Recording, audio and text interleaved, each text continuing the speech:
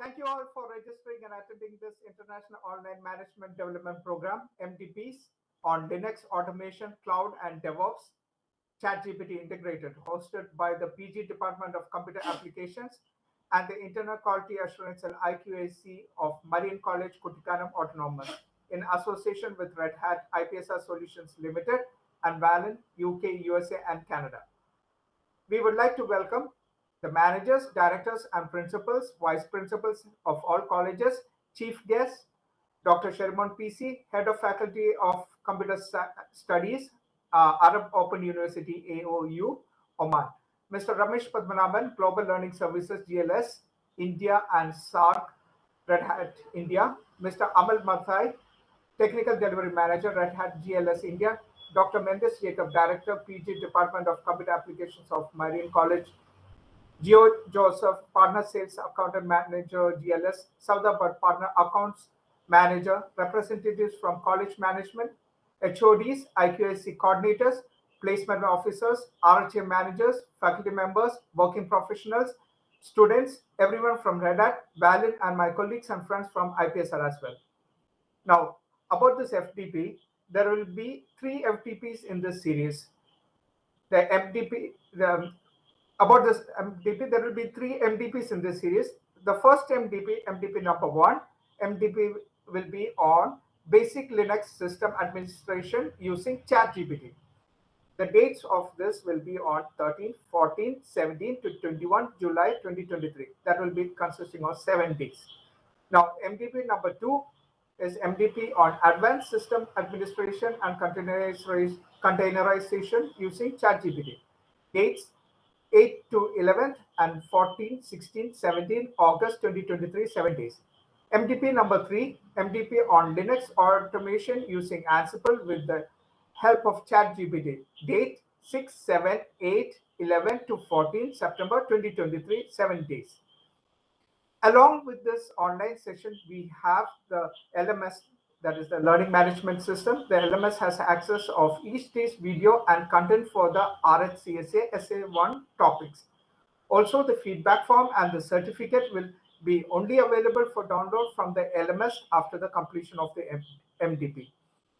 To get access to this LMS, you will have to pay the processing fee of that includes the fee for the MDP, 30 onwards, the LMS access and the processing of the certificates. You need to pay an amount of rupees 500 for MDP number 1, or you can pay rupees 1,600 for the 3 MDPs together. Online to the following account, and you have to share the transaction details through WhatsApp to the number 9544128111. All these details I will shortly put it in the chat box. Okay, so no need to worry about it. I'll give you all the details there. And also you have to mention your registered email ID and the MDP names in the WhatsApp message. Now, coming to the rest of the details, my name is Sujin Jacob George. I'm working as Global Relations Manager with IPSR Solutions Limited, and I will be the event moderator. Now, coming to the description of the organizers. About Marian College. Marian College Kuttikkanam was founded in 1995 and is affiliated to the Mahatma Gandhi University. It is owned and managed by the Catholic Diocese of Kanjirapalli through the Pyramid Development Society. Marian was the youngest accredited college in India in 2003, and at present the college is reaccredited with A++ grade and with a high CGPA of 3.71 out of 4 by the National Assessment and Accreditation Council, NAC, in 2023. Marian is a Red Hat Academy from 2003 onwards and received the Red Hat Academy Award from Red Hat. Now coming to about IPSR. Led by a team of academician entrepreneurs, IPSR is a public limited IT company with 23 plus years of expertise in software product development, training services, placement services, and web-based services. We are the world's leading Red Hat training and certification partner with 37 national and international awards and produce the highest number of Red Hat professionals in the world. So far, we have trained candidates from 60 plus countries. Our IT services division is a pioneer in development of academic solution products, incorporating cutting-edge technologies like artificial intelligence, data analytics, and machine learning. Our placement division is having 1,600 plus placement tie-ups with companies, and we are conducting recruitment on all days. Now, coming to Red Hat. Red Hat Incorporated is an American multinational software company that provides open source software products to the enterprise community. Red Hat has become associated to a large extent with its enterprise operating system, Red Hat Enterprise Linux. Red Hat creates, maintains, and contributes to many free software projects. It has acquired several proprietary software products code bases through corporate mergers and acquisitions and has released such software under open source licenses. Now coming to about Valin. Valin Technologies Limited is an IT company having branches in the UK and USA and Canada. Valin brings next generation innovation and value to managed IT services delivered seamlessly through our prompt end-to-end solution and global services delivery channels. Now, before we go on to the welcome and introductory speech, we would like you all to just turn on your videos for a few seconds so that we can take a short screenshot. That is um, um, uh, for our record purposes.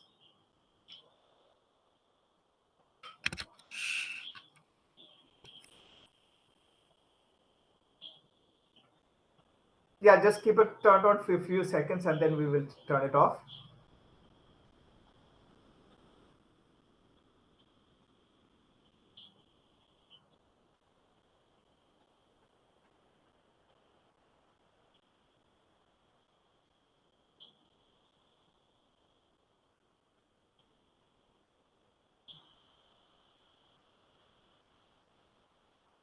All right. I think we will proceed on with the welcome and introductory speech. The welcome and introductory speech will be delivered by Dr. Mendus Jacob, who is the professor and director, MCA, Marian College Kuttikkanam Autonomous. Dr. Mendus Jacob is an academician and an entrepreneur with 35 plus years of experience and is the former director of School of Applicable Mathematics, MG University. He is also the CEO of ipsr Solutions Limited and the director of Valin Technologies, UK, USA, and Canada. He has acted as chairman and member of many academic bodies constituted by the university. He is also a member of academic and administrative bodies of other autonomous colleges, engineering colleges, and business schools. Over to you, sir. Thank you, Sijan, for the introduction. Dear and respected dignitaries, Dr. Sherimon, PC, the HOD of Faculty of Science, 𝐼RB Open University, and my good friend, Mr. Ramesh Padmanabhan, the Director, Red Hat GLS India and SARC, Mr. Amel Mathai, Senior Manager, Red Hat GLS India and South Asia, Dr. Joby Cyriac, the Vice Principal and IQAC Coordinator of Marian College Kuttikkanam, distinguished participants from India and abroad, my dear colleagues at Marian and ipsr, my dear students. Today, we are starting a series of MDPs. These are of 7 days duration, which lead to two exciting and rapidly evolving fields in the technology industry, cloud computing and DevOps. These are essential areas of expertise that can significantly impact businesses and drive digital transformation. Cloud computing involves storing and accessing data and running applications on remote servers connected via the internet. This technology offers scalability, flexibility, cost savings, and increased accessibility, revolutionizing how organizations manage their infrastructure and resources. DevOps is a set of practices that aims to bring together development and operations teams, fostering collaboration and streamlining software development and deployment processes. It involves using automation tools, continuous integration, and continuous delivery pipelines. We call it CI/CD. To embark on a successful career in cloud computing, there are some fundamental skills one should consider. Firstly and most importantly, a solid understanding of Linux. This is very crucial. Familiarity with Linux commands, file systems, permissions, and networking concepts are vital for managing and troubleshooting cloud-based systems effectively. To excel in a DevOps career, you need a combination of technical and soft skills. Technical skills include proficiency in scripting languages like Python or shell scripting, as well as knowledge of version control systems and understanding CI/CD methodologies and other tools. Moreover, familiarity with containerization technologies like Docker and container orchestration platforms like Kubernetes is highly beneficial. Containers provide a lightweight and a portable way to package applications and their dependencies, while Kubernetes simplifies the management and scaling of containerized applications in distributed environments. Almost all these technologies are covered during the series of 3 MDPs, starting from the basics to advanced topics. A career in cloud computing and DevOps offers exciting opportunities in today's technology landscape. To succeed in these fields, it is crucial to develop a strong foundation in Linux, gain proficiency in cloud platforms and services, and understand automation and collaboration practices of DevOps. By equipping yourself with these skills, you can become an invaluable asset to organizations seeking to leverage the power of the cloud and enhance their software development and deployment processes. The demand for professionals skilled in cloud computing and DevOps is skyrocketing as organizations try to leverage these technologies to stay competitive and agile. Companies are looking for individuals who can design, implement, and manage cloud-based infrastructures, optimize resource utilization, and ensure the reliability and security of cloud environments. They also seek experts who can drive the adoption of DevOps practices, automate workflows, and improve the efficiency and quality of software development and deployment. A career in cloud computing and DevOps can be incredibly rewarding. It offers a dynamic and fast-paced environment where you can constantly learn and grow. Whether you are interested in infrastructure management or in software development or automation, there are ample opportunities to specialize and excel in your chosen area. Additionally, certification from Red Hat and other cloud service providers such as AWS or Azure can validate your skills and enhance your career prospects. We have a lot of examples of successful students who have ventured into this career and now working in top MNCs. The first of the series of 3 MDPs is starting today. Participation for the first 2 days is completely free. We have made it free because there are a lot of students and even working professionals in other domains who are not aware of the scope and potential of cloud and DevOps. During the first 2 days, they will get an idea and if interested, can join for the remaining sessions with a nominal fee. The faculty members also will get an idea about these emerging careers and they can guide the students in the proper track. They can also start Red Hat academies in their institutions. Red Hat will provide content free of cost to the students. We can definitely help you on this area. After attending 3 MDPs, the interested participants can try for Red Hat certifications with some additional practice sessions. Another important aspect is that ChatGPT and AI tools are integrated so that you can be more productive in the workspace. In addition to the online sessions, recordings of the sessions are available on the learning management system so that you can learn on your own pace. Even if you could not attend any of these live sessions, the recorded videos are available on the learning management system. There will be additional content, not only the recorded videos or the content related to the live sessions. There are additional content available on the LMS. You can have tasks and assignments. You have more videos, more content. And the LMS is available even after the 7 days of MDP, so that maybe it will be extended to another 1 week or 10 days, so that in the meantime, you can go through all the content and you can do the task and assignments there.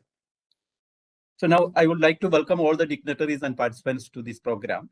We have Dr. Sherimon, PC. He's the HOD of Faculty of Computer Science at Open University, Oman. We are together in the university. He was in the School of Computer Science when I was working in the School of Applied Mathematics.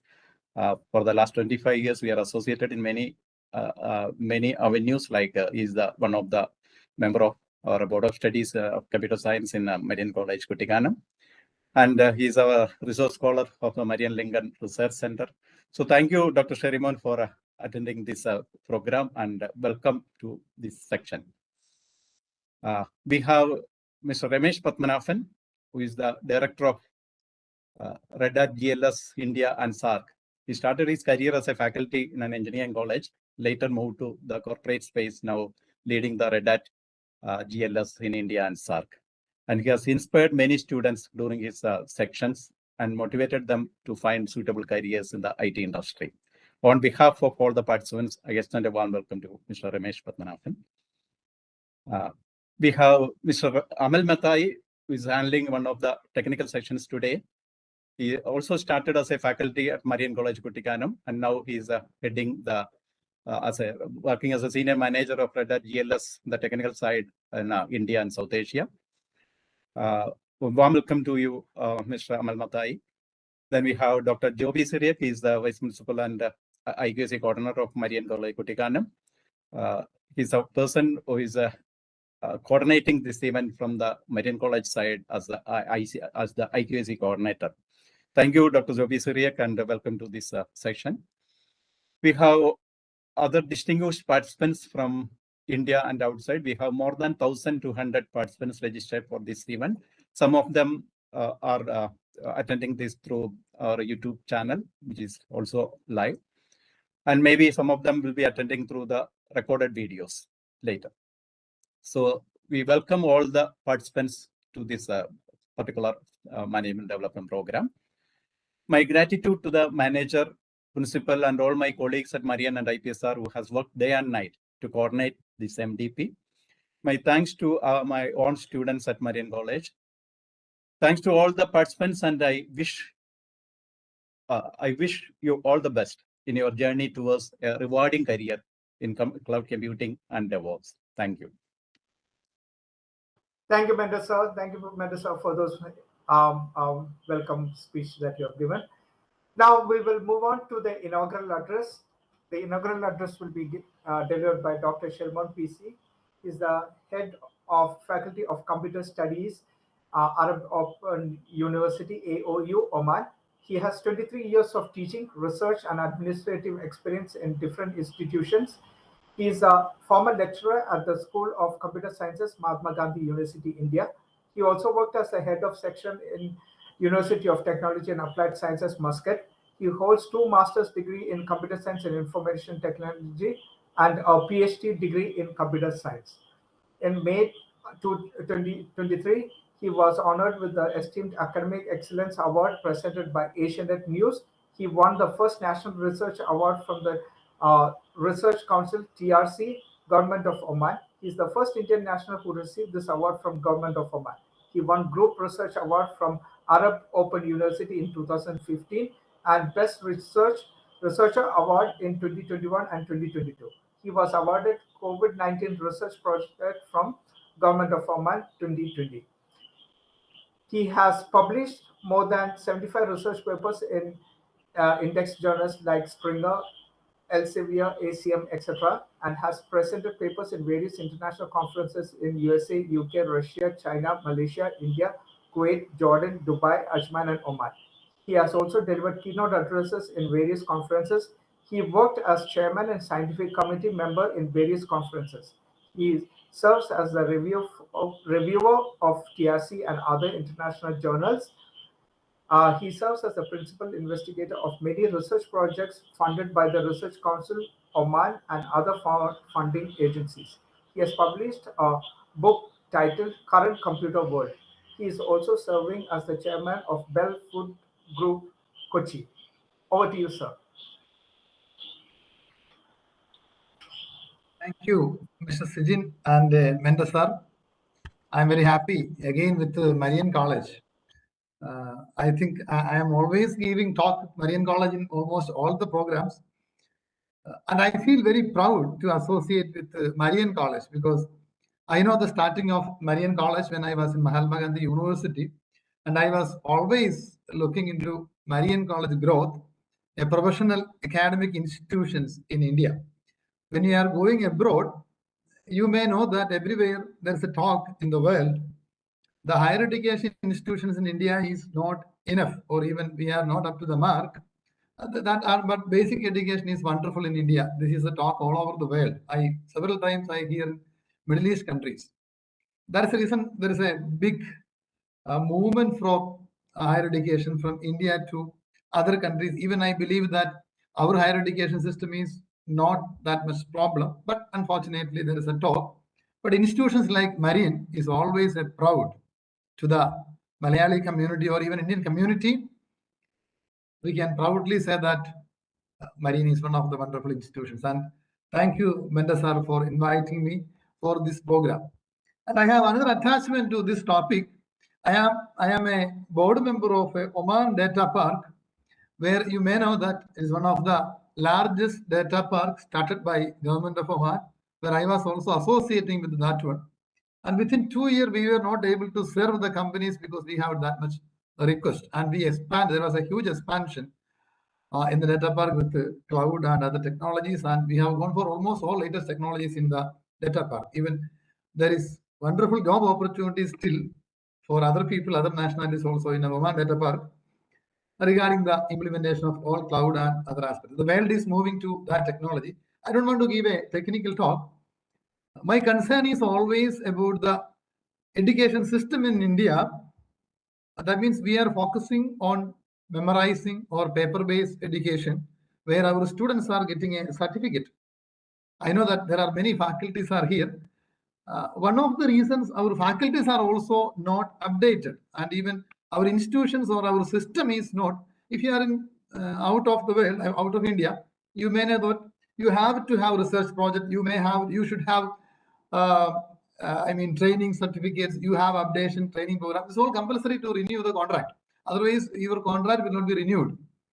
In Indian system, I always feel the students are not getting enough opportunity for internships and latest technologies like this. Appreciate IPSR for the continuous journey. I always watching Mendus Facebook page, and I can see that many programs and many FDPs and many MDPs conducting all over during the entire year. Different types of program with the faculty development in different parts of India. Appreciate the IPSR for this initiative. I do believe that there is wonderful opportunity for computer science. Okay. There is no doubt in that.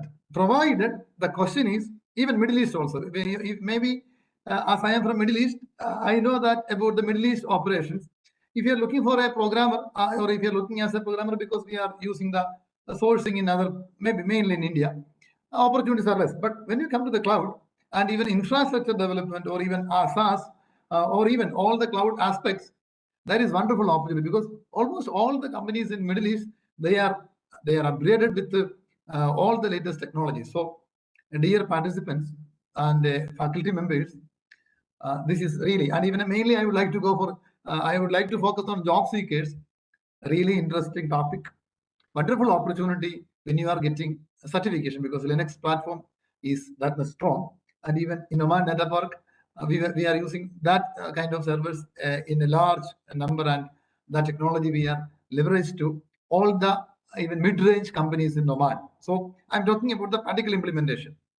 And I always feel happy that when I am collaborating with such institutions, I am getting knowledge, I am updated as a faculty, as a professor.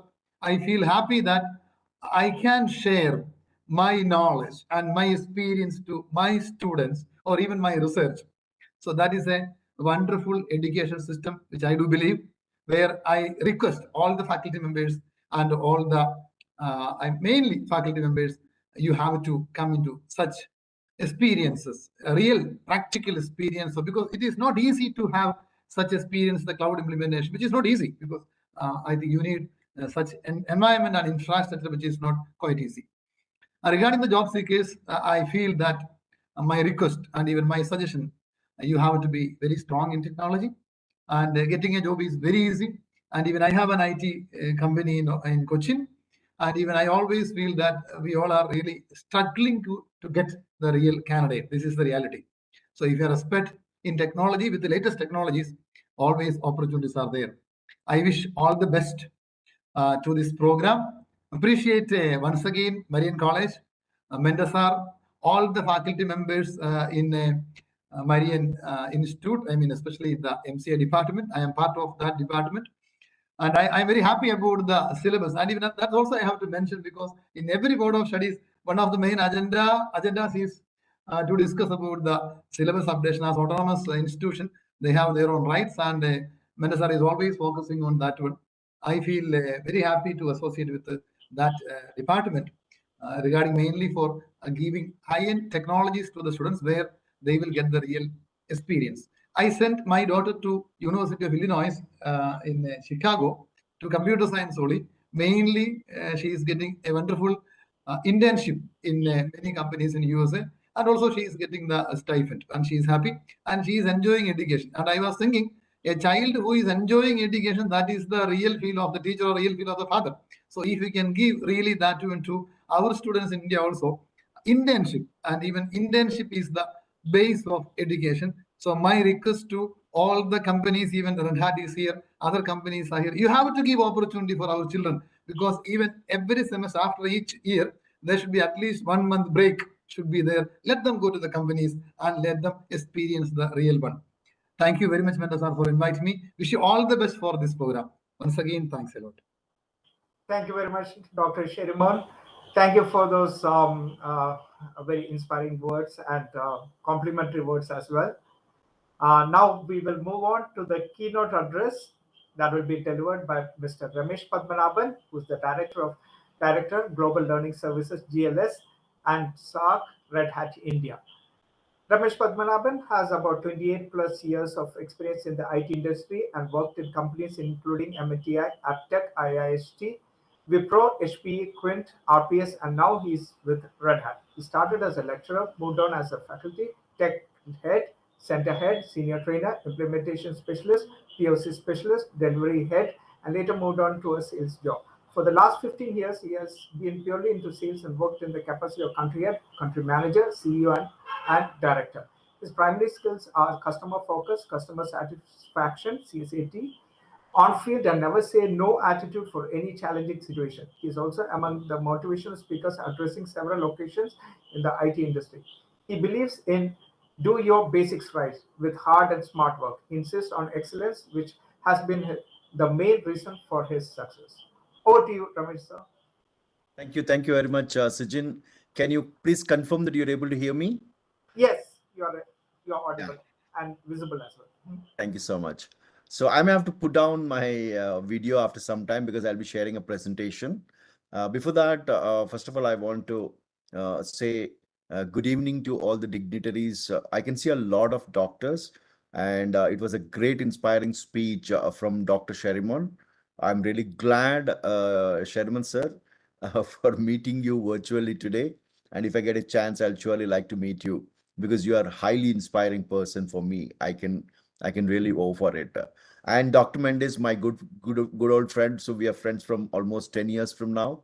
And every time there is a event from Marian College or even from ipsr, I will be one of the key person. He will always approach me, and I've never said no for that. And I'm really thankful. I just browsed all the participant names. I can see a lot of doctors. Oh, really? I'm really inspired. I can feel that I'm really amongst highly educated people here from the colleges and from the Mariam institution as such. Having said that, good evening to all the participants, all the students, and also these students are some of them from colleges, I suppose, and some of them are job seekers. This is a great opportunity what Marian College along with IPSR is providing you as a platform. Maybe I will share a few slides like how Dr. Sherimon mentioned very clearly, or Dr. Mendus mentioned. Of course, Dr. Mendus spoke a very typical language of a technical, and he also mentioned many technologies that are very much on par with the industry. Of course, as Dr. Sherimon mentioned, yes, there is a lot of gap between what is taught in engineering or in the college versus what is required in the real industry. Let me take my own example. I'll start with this example and then I'll share my screen. When I was a student, I was also very keen. I was a mechanical engineer, actually. I am a mechanical engineer. But I was very much keen when I was in final year. I was very keen to become a engineer in computer science. But by that time, I had already come to final year. So I didn't have a choice to switch or things like that. But I was having a subject called controls. And there I learned a subject called as Fortran 4. So I was very keen. I did all the labs perfectly. I learned this subject. I also got a very good score in the final year in this particular subject. So when I went to interview initial days of my career into some computer companies, and I told, I know Fortran 4 very well.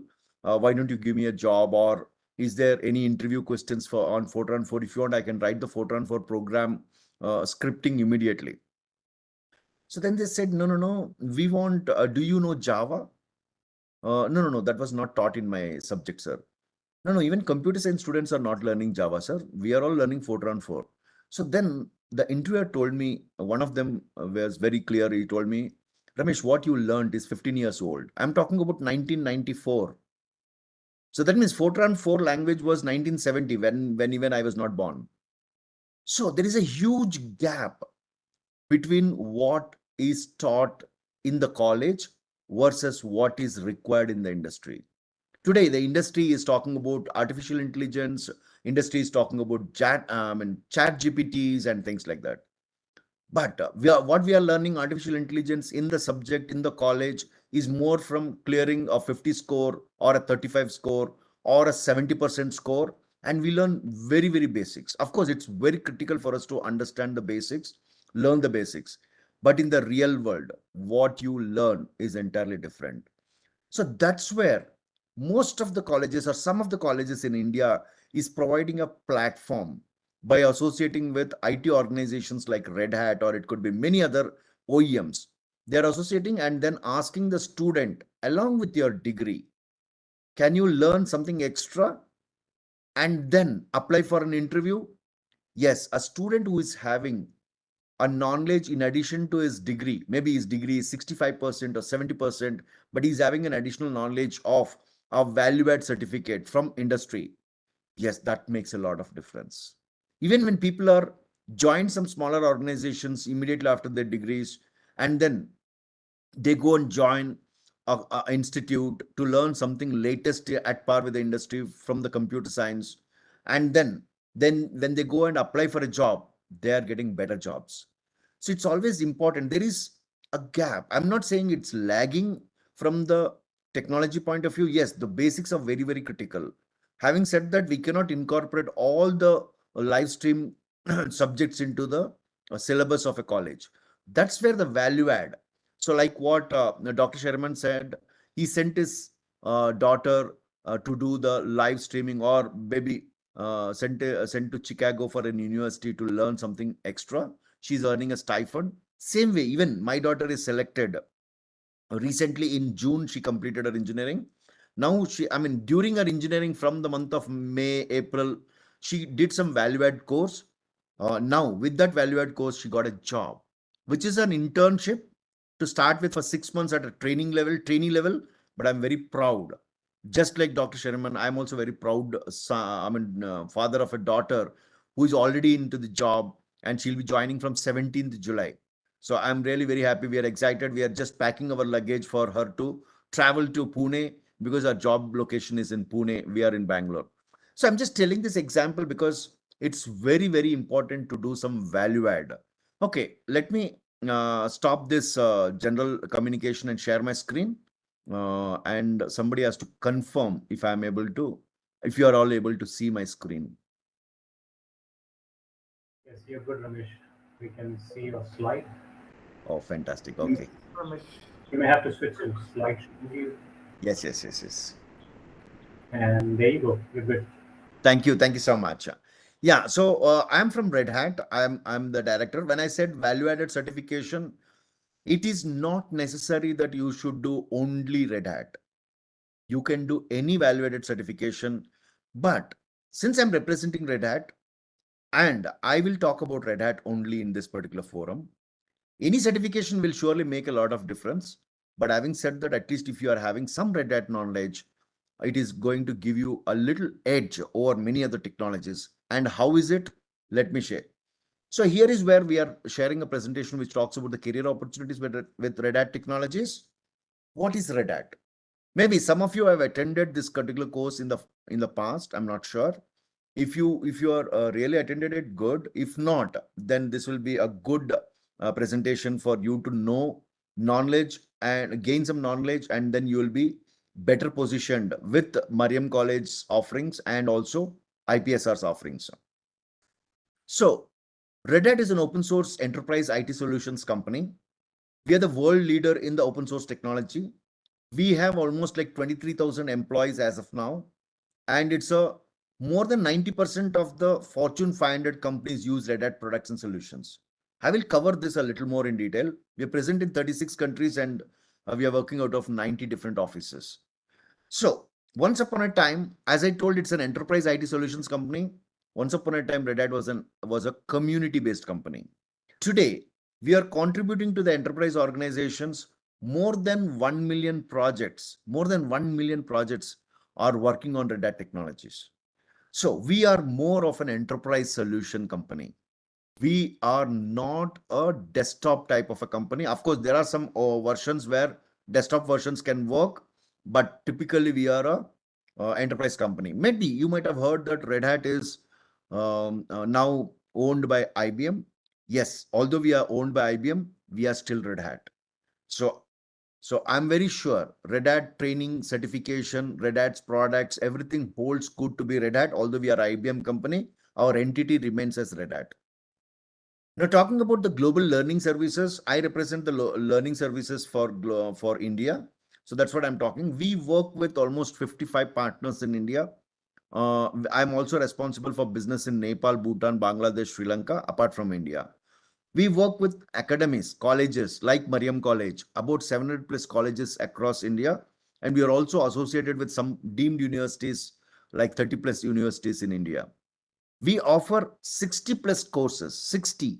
But at the college level, at the student level, maybe these courses may not be important. You may have to focus very few courses to start with, maybe 1, 2, 3 and things like that. And our certification is entirely different. We have almost 45 plus certifications for those 60 courses. Our offerings are divided into 4 different verticals. We start from Linux platform, DevOps, middleware, and cloud computing. So Linux is nothing but a flavor of a Unix-based operating system. And in terms of how we deliver training, yes, of course, we deliver classroom trainings, on-site trainings, virtual training, self-paced, as well as learning subscription.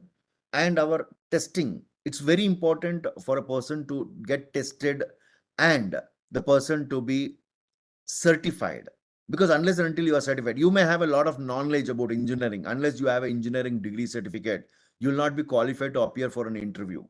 On the same lines, if you have technology alone, especially to get an entry-level job in any IT organization, till the time you are certified, it is not possible. Like how Dr. Sherimon mentioned in one of his communication, that an organization looks for certified resources when they want to participate in a lot of projects in future, as well as a lot of engagements in future. So these are all some of the type of exams we can conduct: classroom exams, individual testing centers, remote exams, and things like that. Now, you might have heard about Linux as an operating system. Linux plays a major role, and there are so many advantages, benefits, and things like that. Let me start. Linux initially was started, the kernel was written by one person by name Linus Torvalds way back in 1991, and he released it onto the internet freely available as a download and usable system. It's basically a computer operating system, free, and it's open source software.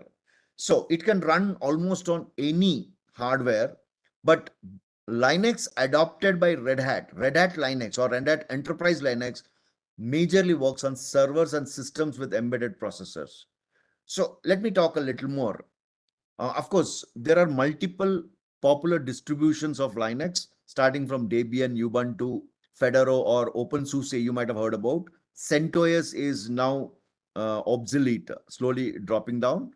None of them are compared with Red Hat because Red Hat is an enterprise operating system. So we work in the enterprise environment. Okay, let me go a little more detail. What is the power of RHEL? What is the value of enterprise Linux subscription? So what is subscription altogether? What is open source? So basically open source is a community version of a product. Whereas if a company wants to implement, they may come across so many challenges while implementing in the community version, because they have to look at security based compliance issues. They may have to publish it in the public cloud, or it could be in the private cloud. Even if they face any challenges while implementation, with the free software, nobody will support you.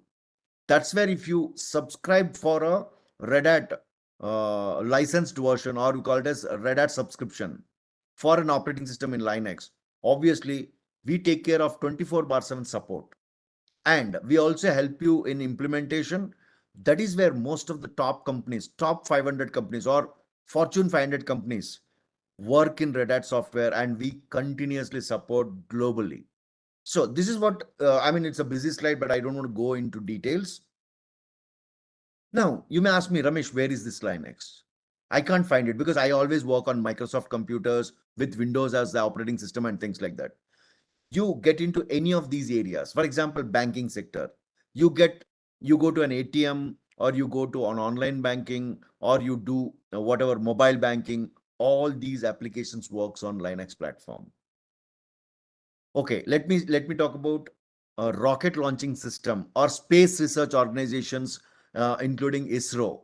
They all work on Linux platforms. The takeoff and landing of flights, the system controlling, the altitude management of all the flights which are running in the air, they are all controlled from Linux operating system. The rocket launching, or you take the simple mobile phone. You are having mobile phone, and you are doing calls, and calls are recorded, or the amount that you have to pay on a monthly basis. Any telecom industry you go for, whoever is serving in the industry, including the service support that they provide on internet or internet service providers, all these systems work on banking. I mean, work on Linux operating system. Any pharmaceutical organizations where they manufacture, what is the quantity to be manufactured, how many tablets in particular city required, or in a particular area required, what should be the dispatch, because every tablet will have an expiry date. If they manufacture too much, it may go into loss. If they can manufacture shortage, they may I mean, if they manufacture less number of tablets, maybe there is shortage in the industry. So everything works on Linux platforms. Similarly, the car navigation system, today we are booking our food, it could be, or it could be travel by using Ola cabs, or it could be Uber, or food from Swiggy. So all these industries works on Linux platform. Even the ship navigation system, oh my God, this is the huge potential that we have while we are working in the industry, particularly having the knowledge of Linux. So you can see any industry you take, it could be an Android application, or it could be a transport industry, it could be film industry, it could be cartoon industry. Okay, you can see the second row, the table in that part, there is a rectangle box. You can notice in that rectangle box, just below the boy holding the globe, Google, Amazon, even Microsoft use Linux to power their cloud services. So although Microsoft is having their own operating system, or Amazon and Google are having their own operating systems, still they rely on Linux. Why? Because of the security, because of the robustness, because of a lot of features that provide secure, highly secured environment for the world to run more smarter. So what are the jobs? Once you complete your Linux, and what are the type of jobs you may get? So you may be, I mean, you may think, why should I become a Linux administrator? No. The moment you do Linux operating system learning, and then advance it with a little more skill set, you are not going to become a Linux operating system administrator.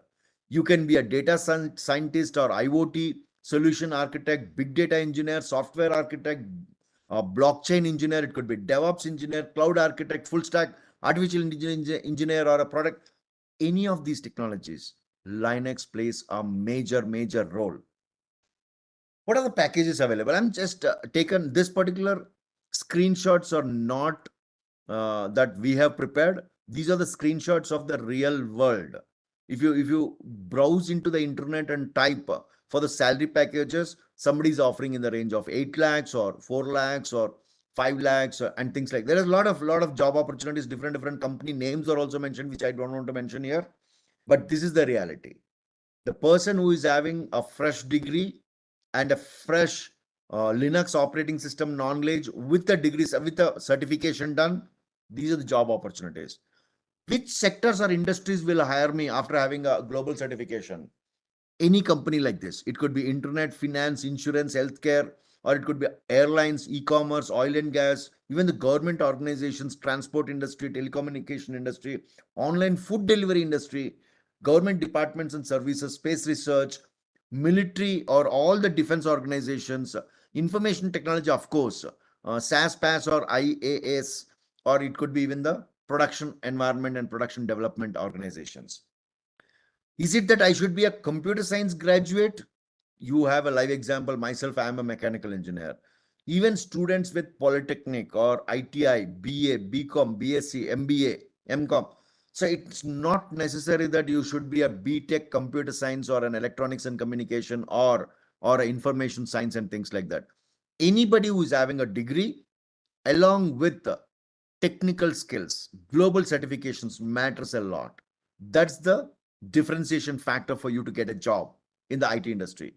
So like again, Dr. Sherimon mentioned very clearly, he finds it very difficult to get an open source talent in the industry.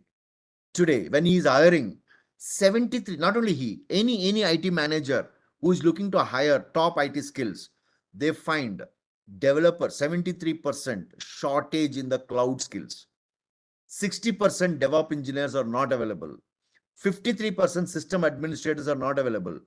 89% of the hiring managers find it difficult to get an open source talent. So 50% of the hiring manager says that if I have a certified professional, I'll be more than happy. So this is very, very critical and very, very important. So as I told in the beginning, if you are getting a job with a salary versus when you're getting a job with a breakfast opportunity inside the office, you get some extra travel allowance or you get a car to pick you and drop you at home.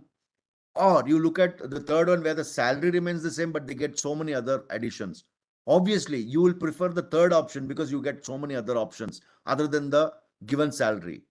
On the same lines, if somebody is getting hired by an organization and the organization comes for hiring like a campus recruitment within your college, if set of students are having 65, 68, 70% marks, but they don't have any value-added certification versus a set of students who are just 60, 61, 62, but they're having value-added certificates with them, we prefer to hire those who are having value-added certificates. This is where today it becomes very critical. Apart from what you learned from your college, please add a value-add certificate to your career. Now, as I mentioned in the past slide, so 𝐼HCSA, there is a course called as Red Hat Certified System Administrator, which talks about Enterprise Linux, RHEL. Maybe my colleague Amel, who is in this particular call, will explain a little more details technically, and then he'll also share you some more information. But if you want to become a container specialist or a serverless specialist, machine learning specialist, system administrator, so any of these technologies, the entry point will always be 𝐼HCSA. So what is that we have specialty for colleges? How do we associate with colleges? So this is where we have something called as Red Hat Academy.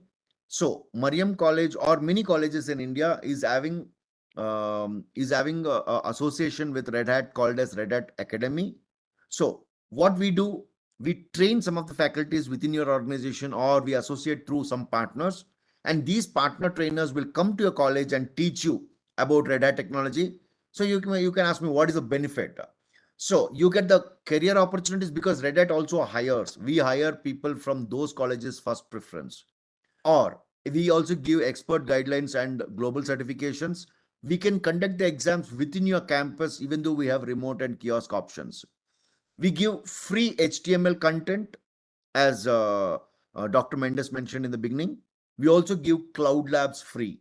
Apart from this, we also give 50% discount for a corporate environment or for a student who goes outside and appears for an exam versus a student who is within the college. He gets 50% discount. Of course, we also have some more discount for the instructors who will appear for exam because they are upskilling and they become ambassadors. And lastly, we also have a talent network group within the organization, within Red Hat portal, where you can upload your CV, which is comprising of your engineering degree plus the value-added certificate. The hiring chances of those resources are very, very high because we not only hire within Red Hat, but we also make some of the companies like Accenture, Wipro, or it could be Infosys, members of that particular website. So they also, whenever they are having a requirement, they come and browse through this website and start hiring directly because your CV is already upgraded with Red Hat certification. These are the courses that are available. I don't want to go in detail because anyways, more details you can get to connecting with IPSR.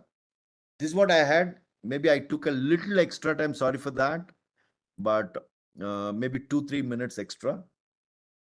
So I want to go back to Sijin. Thank you so much for this opportunity, and I wish all the students a great success in your career, and wish you all the best. Do well in your MDP program that has been organized by Marian College and IPSR. Thank you, Ramesh. Thank you for explaining about Linux and its importance in the current IT market. Thank you very much for that. Now, we will move on to the word of thanks. The word of thanks will be delivered by Dr. Joby Cyriac, who is the Vice Principal and IQAC Coordinator, Marian College Kuttikkanam Autonomous. Before we move on to that, please remember that that's not the end of our sessions. The word of thanks will not end our session. We have a technical session by Mr. Amel Mathai. He will be delivering on a topic of open source Linux and automation. So don't close your system and run off after the word of thanks. Okay, so let's hear the word of thanks from Dr. Joby Cyriac, who is the Vice Principal and IQAC Coordinator, Marian College Kuttikkanam Autonomous. He's an NLP certified trainer with 20 plus years of experience in teaching. Over to you, sir.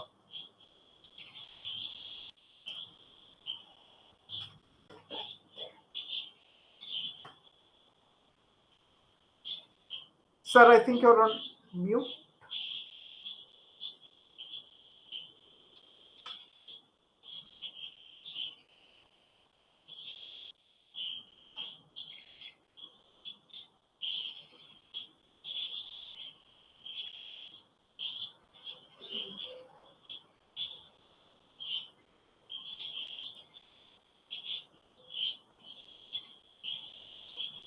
Dr. Joby, sir, you are on mute. Can you unmute?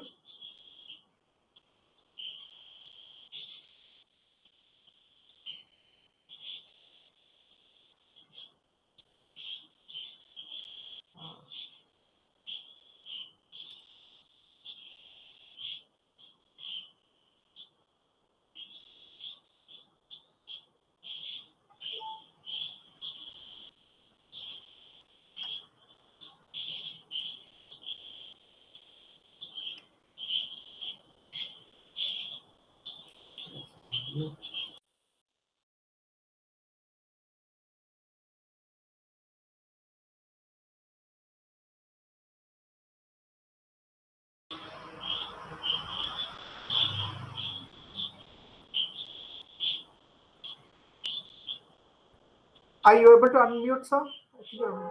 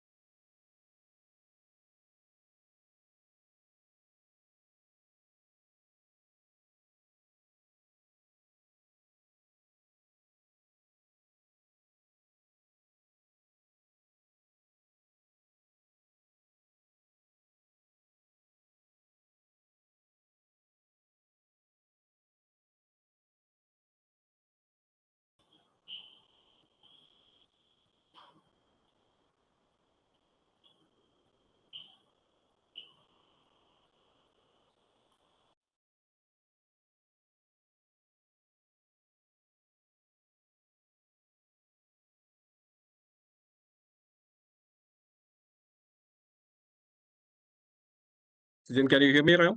Is it, Yes, now am I audible. audible? Okay, Yes, thank you, now. thank you. There was some, I was not able to unmute myself. Thank you, Sijin, and respected guests of honor and the esteemed participants who have joined from far and wide. We have come to the close of the inaugural session of the International Online MDP on Linux, Automation, Cloud, and DevOps. And in the keynote speaker, Mr. Ramesh Padmanabhan, he was rightly mentioning the need to bridge the gap between what is taught in the academia and what is needed by the industry. And in fact, in his inaugural address, Dr. Sherimon also touched upon the same theme when he reiterated the importance of internship or creating internship opportunities for our students. And representing Marian College and the Department of Computer Application, especially the Department of Computer Application, has been in the forefront in taking initiative to make our students industry ready.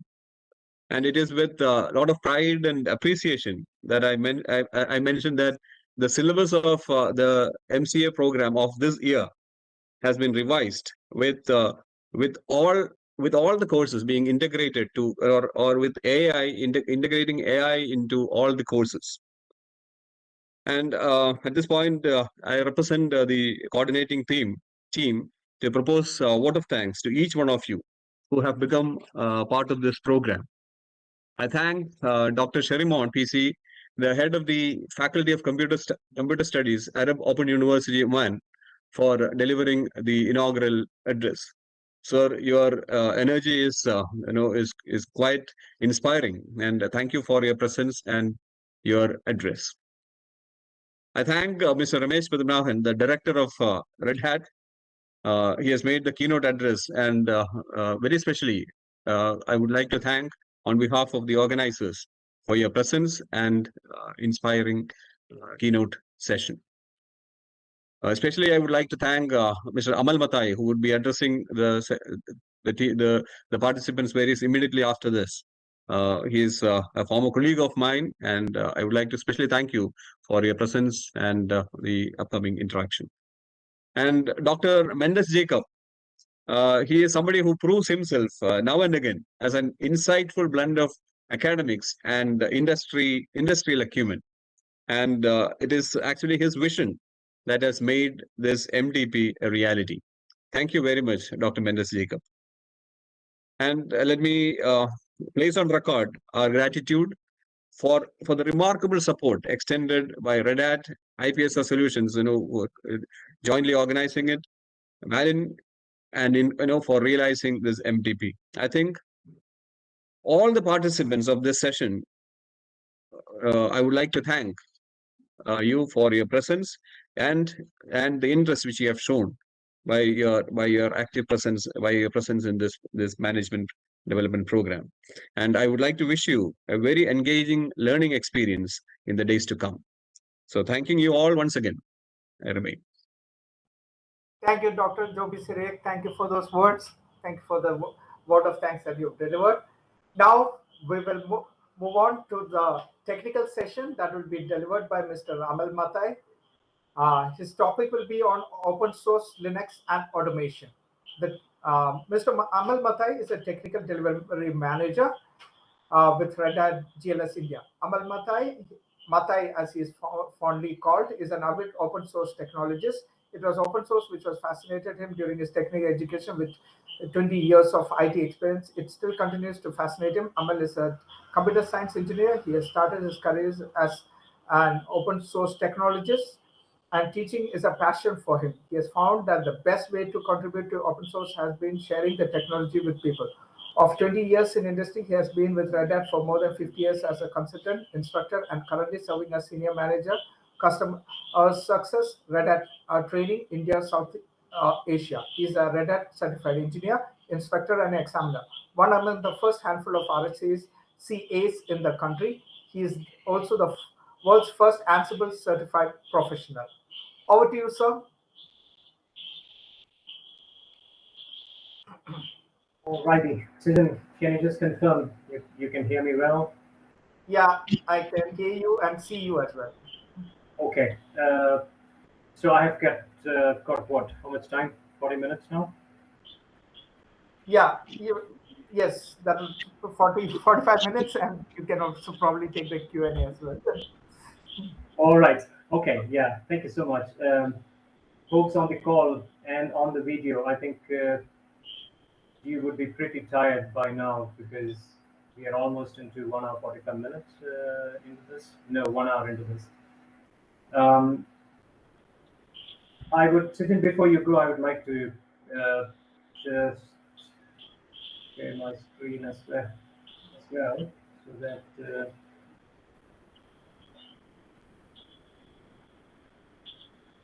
so that you can confirm, and then you may. Let me unmute. Let me just-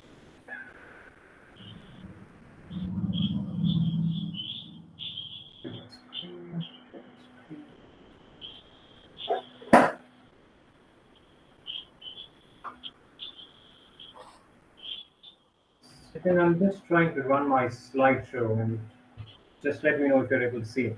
Yes, visible. Thank you so much, Sachin. So thanks, gentlemen who all have spoken before I just stepped in. Dr. Mendus, Dr. Sherimon, Mr. Ramesh, my colleague, Dr. Joby, Cyriac. Well, what I'm trying to do here is that, Sachin, just let me know that I have 45 minutes, and I've seen people going, even though I couldn't see your faces. So I'll try to make it very quick and short. Doing justice to the title of the presentation, Linux, Automation, Cloud, and DevOps. So the opening speaker was just mentioning about, I had a few use cases in my mind when I actually wanted to talk to you, because being in the technology industry, being in an open source company, being with Red Hat for 20 odd years, I've seen the IT landscape evolve, change, sometimes slowly, sometimes rapidly.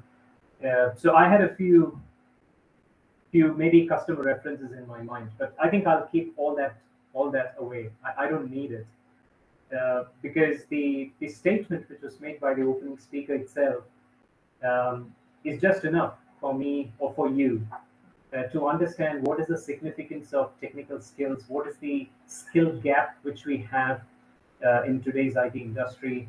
And also he mentioned about a few technologies in the data park which they are building in the Sultanate of Oman. So and knowingly or unknowingly, there were a few mentioned about Linux and cloud and stuff like that. So even though he mentioned that he's not going to talk any technology, knowingly or unknowingly, when we talk about anything today, there would be a bit of technology.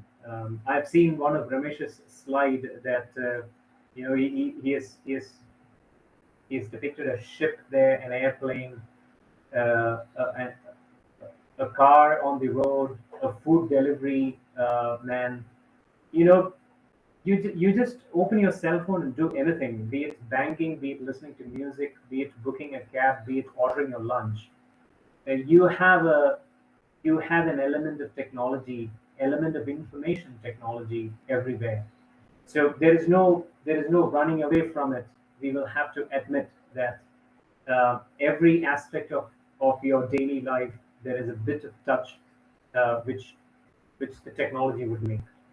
Now, going a little more into the kind of technology which you use on a daily basis.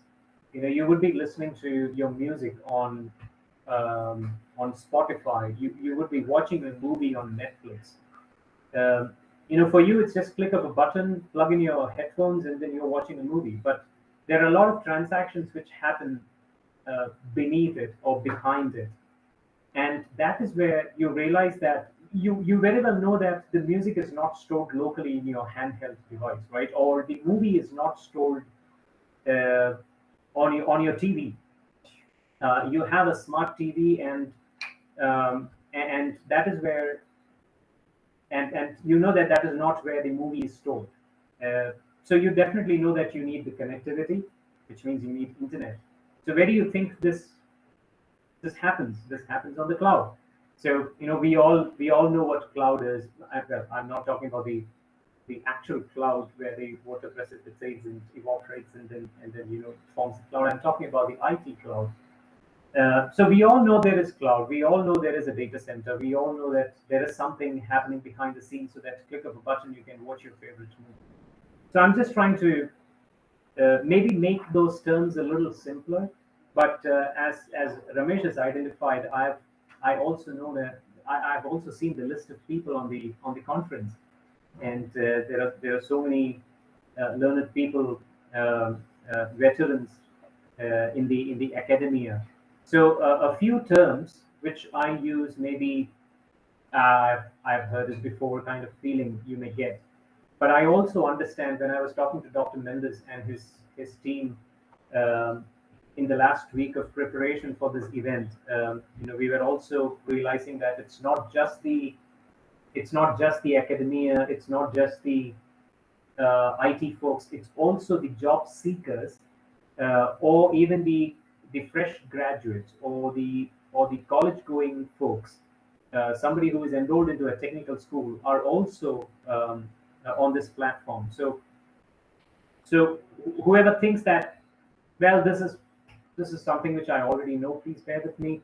But I'm also trying to address the folks who are new to the concept or to the idea of what open source is all about, because people talk about open source in the IT world today. So that's what I would be talking about. By the way, my name is Mathai. Sijan has done the introduction. People call me Mathai. My full name, or official name, is Amel Mathai, and I work as a technical delivery manager for Red Hat Training and Certification Business Unit for India and South Asia region.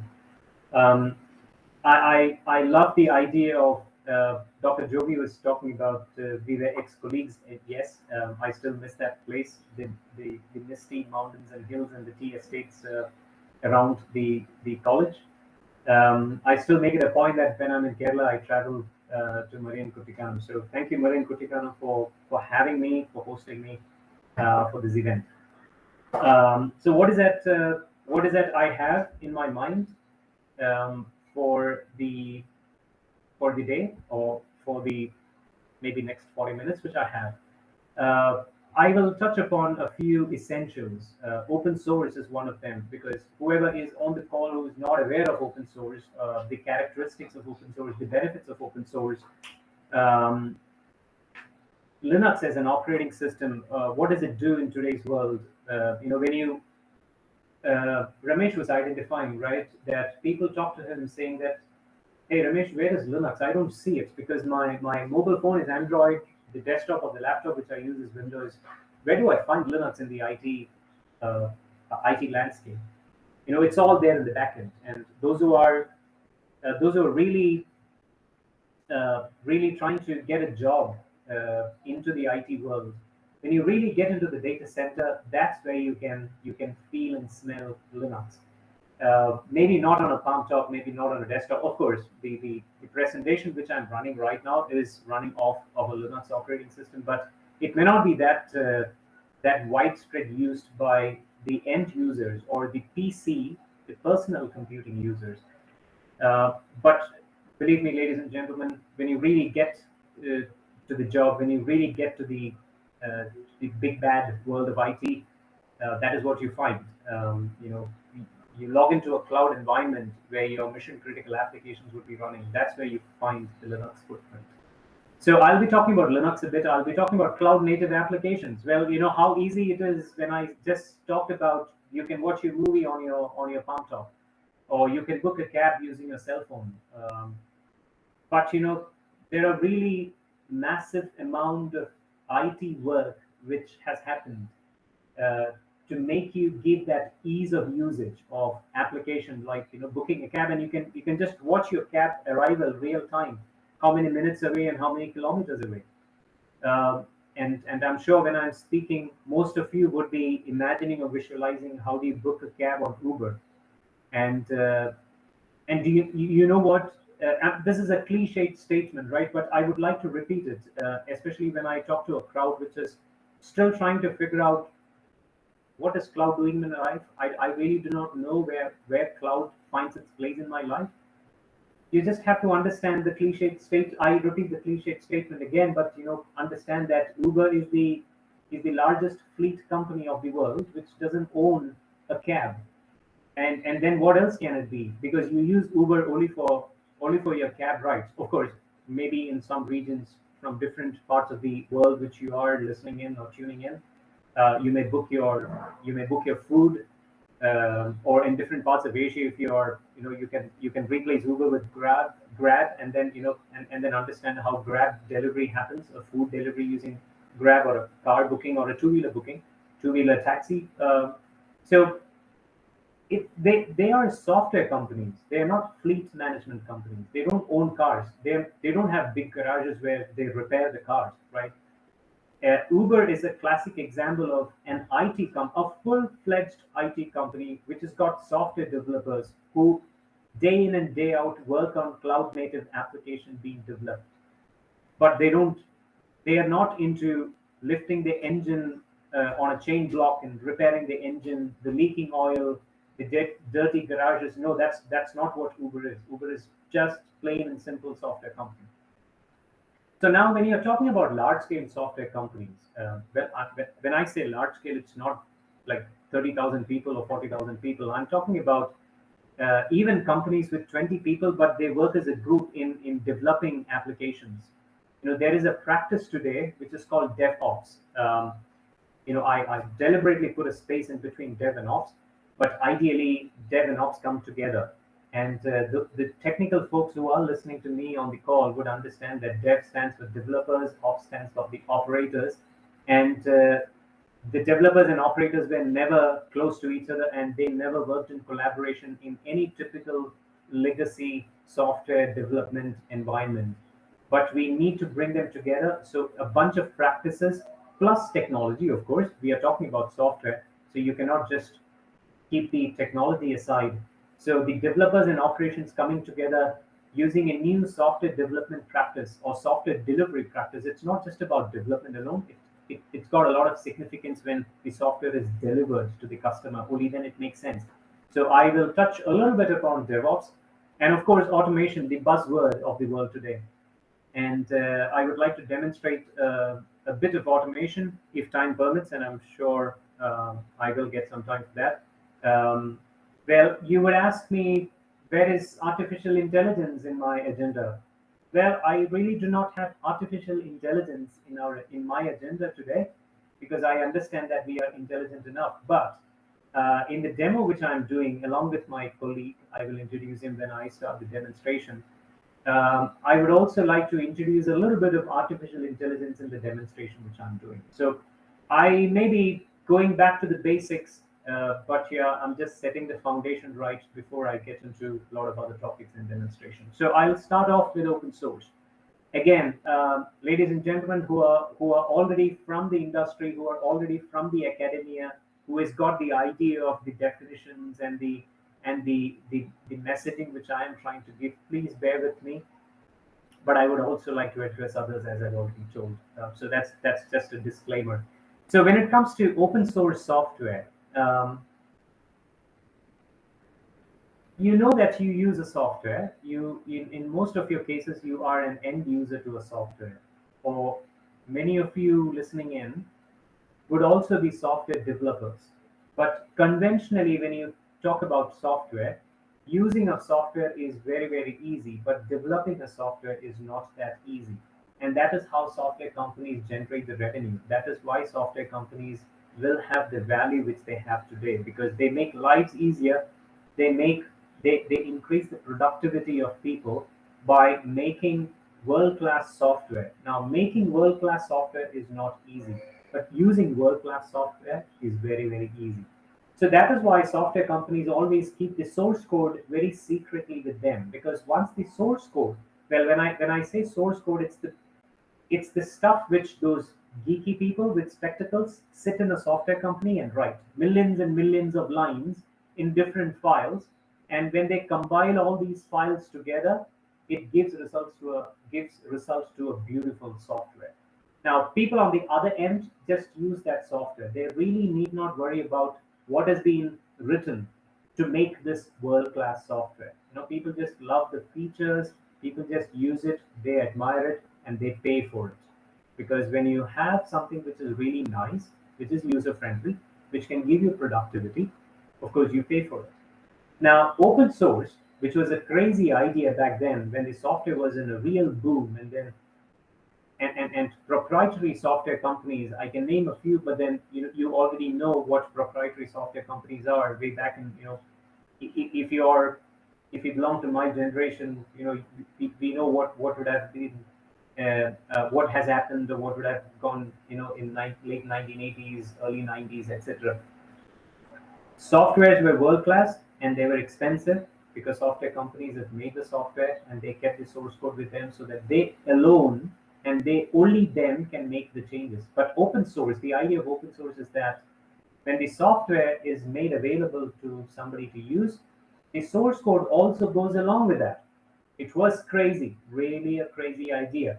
Nobody would have digested. You can think of 1980s Microsoft, and when you still have videos on YouTube, the reaction of Bill Gates and reaction of Steve Ballmer, the ex-CEOs of Microsoft Corporation, when the idea of open source was gaining a little bit of momentum. So just for your understanding, open source software is a software which is just plain and simple a software, but it's the source code comes along with the software, which will allow the end users, not just the software developers or not just the group of people who develop this, but the end users also to access the source code, modify it, and even distribute it. They can make a better version of the software because it's not as difficult as making a software from the scratch. You have access to the code. You can just modify a little bit of code, maybe to solve one bug, and then repackage it, rebundle it, and make version number 2 of that software and distribute it to people. So it promotes collaboration, it promotes transparency, and it promotes community-driven development. And I'm sure if I take a poll, I don't have enough time, otherwise, if I take a poll on this conference, how many of you use Android operating system on your mobile phone today? I'm sure more than 60% of the people on the call would say that I use an Android phone. And do you have any idea how was Android like maybe in early 2000s or 2005, even until 2010? It wasn't gaining a lot of popularity, but just because the sudden spike in the popularity of that operating system is just because of the fact that Android is an open source operating system. Many companies could make changes to it, and you may be using different versions of the phone today. You may be using a Samsung, you may be using a OnePlus, for an example. They all run on Android, but they don't run on stock Android. They run on their own versions of Android, right? But then look at the popularity of that operating system. Look at the way that operating system has evolved. Look at the way it is developed. Look at the way it has been accepted. That lone example itself will be a very true testimonial to how open source software can really change the way software industry works, the way people accept the software, the way people make use of the benefits of open source. Now, coming to the characteristics of open source, I will not take a long time here, but yeah, as I've told, there is freedom. Users have freedom, developers have freedom. They can use it, modify it, distribute it. Access to source code is one simple thing which makes it such a super hit. Because, as I've told, developers can start from where the previous version ended. They don't have to start from the scratch. They don't have to reinvent the wheel. If there is a bug, it can really be fixed, and very soon, when compared to a proprietary software development model. And it's a community-driven development. So around the world, so many people, tuning into and watching what is happening with an open source project, contributing their bit. And you can really understand the difference between 10 software engineers making a software versus thousands of software engineers contributing to the same software. It makes a real difference. Licensing. So open source, there are licensing in open source. One of the best examples of licensing in the open source world is the general public license, GPL. GPL says that you can use it, you can modify it, you can distribute it.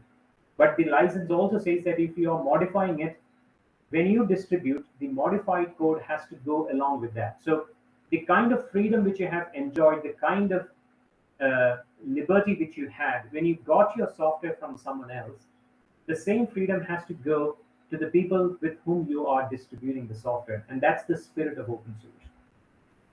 So there are many examples of open source. I was just talking about Android, but Linux operating systems, Apache web server, MySQL database, WordPress if you are using some web publishing right now, Mozilla browser, Python programming language, they're all popular open source software.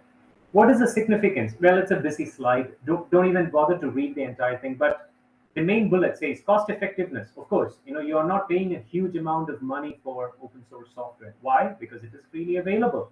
Now, as Ramesh has mentioned, when the software is used by an enterprise customer, that is where an enterprise customer is not really wanting to invest a lot of time and people on fixing the problems of a software which is given by somebody, right? That's when they need support. So, but still it is cost effective. If you do not want support, you are just free to use an open source software. If you can manage it on your own, nothing like it. So there is no license per se. It's more of a service. You're paying for a service. If you want a support service, you pay for it, but you do not pay for the software, right? So you have the freedom to modify the software as well. So when we talk about Red Hat is an enterprise class operating system, but that's open source in nature. So you have access to the source code. It gives you that transparency and community-driven development, which I've already spoken about. It gives a lot of flexibility because the customers themselves can change the code, make it work their way, or adapt it to their own specific requirements. Increased security. Well, when it comes to the you very well realize that in a connected world today, the major problem is how secure your systems are, how less your system is hacked into. So you don't want a hacker to get access to your sensitive information or data if you're running an internet business, right? So when it comes to the security loopholes being fixed, multiple eyes on the code, that really gives the advantage. If somebody doesn't find it, someone else in some other part of the world will find it, will give you a solution, will patch it for you. And avoiding vendor lock-in. You do not have a vendor lock-in where you buy a software from a software company and you have to, as long as you are using that software, you'll have to keep committed in terms of licensing to that same vendor. If you do not like an open source software from one particular distribution, you may choose some other distribution. The applications will work smoothly because it's based on the same architecture and the same stuff. So Linux, right? So I was talking about open source. Now, what is Linux? Linux is one of the softwares in the entire world of open source software. Linux is an operating system. Open source softwares are of different types. It could be applications. It could be games. It could be space imaging programs. It could be something like you use the image editing programs like Photoshop. You have open source versions of it. The music players which you use, you have open source versions of it. So Linux is one type of open source software which belongs to the category of operating system. And you very well know what operating system is, because if you want to interface with the hardware, you need an operating system. Why do you need Android on your mobile phone before you install an application on it? Because operating system is very critical in interfacing with any piece of hardware, right? So Linux is an operating system, but it is open source in nature. Ramesh has already mentioned that this gentleman who was in the University of Helsinki in Finland, he has developed a Linux kernel. Well, Linux kernel is not a simple software. It's got millions of lines of code in it, but he just developed a kernel and he made it open source. That's when he started that movement. It was a very revolutionary movement, and then people started contributing to it, and it still exists today. 1991 to 2023, we are talking about, and it has only grown. It has never lost its significance. It has moved from a PC to where not. I mean, we were talking about the air traffic controller systems today in our country, the banking systems in our country today, the rocket launching mechanisms, the military applications, the automobiles. the BMW's head unit, the software which is there inside that has got Linux in it. The Volkswagen is a partner to us, where we are helping them develop the embedded operating system which can work on the navigation and the head unit work. So you find it everywhere, the operating system today. So it's based on Unix. Unix was a very popular software server operating system back then. Also, it is inspired by Unix.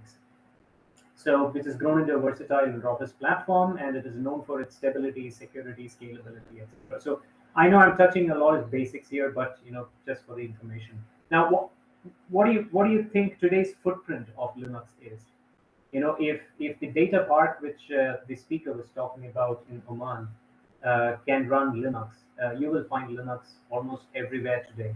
You find Linux in your handheld smartphone. You find it on the cloud. So the footprint, it's got dominance in the server environments, as I've told. It's there in the back end. You may not see it. It's known for its high performance and scalability. It supports a concept called virtualization and containerization, which is most modern way of developing applications at high scale. You may know virtualization, you may know containerization, but those who are not aware of containerization today, if you look at any application being developed, you will find it being deployed inside a container. I will get into a little bit of details just in a while. And also the role of Linux in the entire cloud computing world and DevOps. So that is where Linux has got its significance. Distros. As you know, Linux is open source in nature, so many different people, many different communities can make their own distributions of it. I was talking about Samsung has got a type of Android, maybe an Oppo phone or a Mi phone or a OnePlus phone can have their own version of Android. The Google Pixel has got the stock Android because the Android comes from Google, right? So just like you have different versions of that software, you have different we call it distributions, different distributions or different flavors of Linux also. So what are distributions? The Linux kernel is the same. Still, it comes from Linus Torvalds and a group of people who still make modifications, but there is a community built around it. But along with that kernel, which is the core of the operating system, just with kernel you cannot have all these things which you do with your hardware, with your PC, with your phone. So it comes bundled with different other software, right? So there are many distributions of Linux also.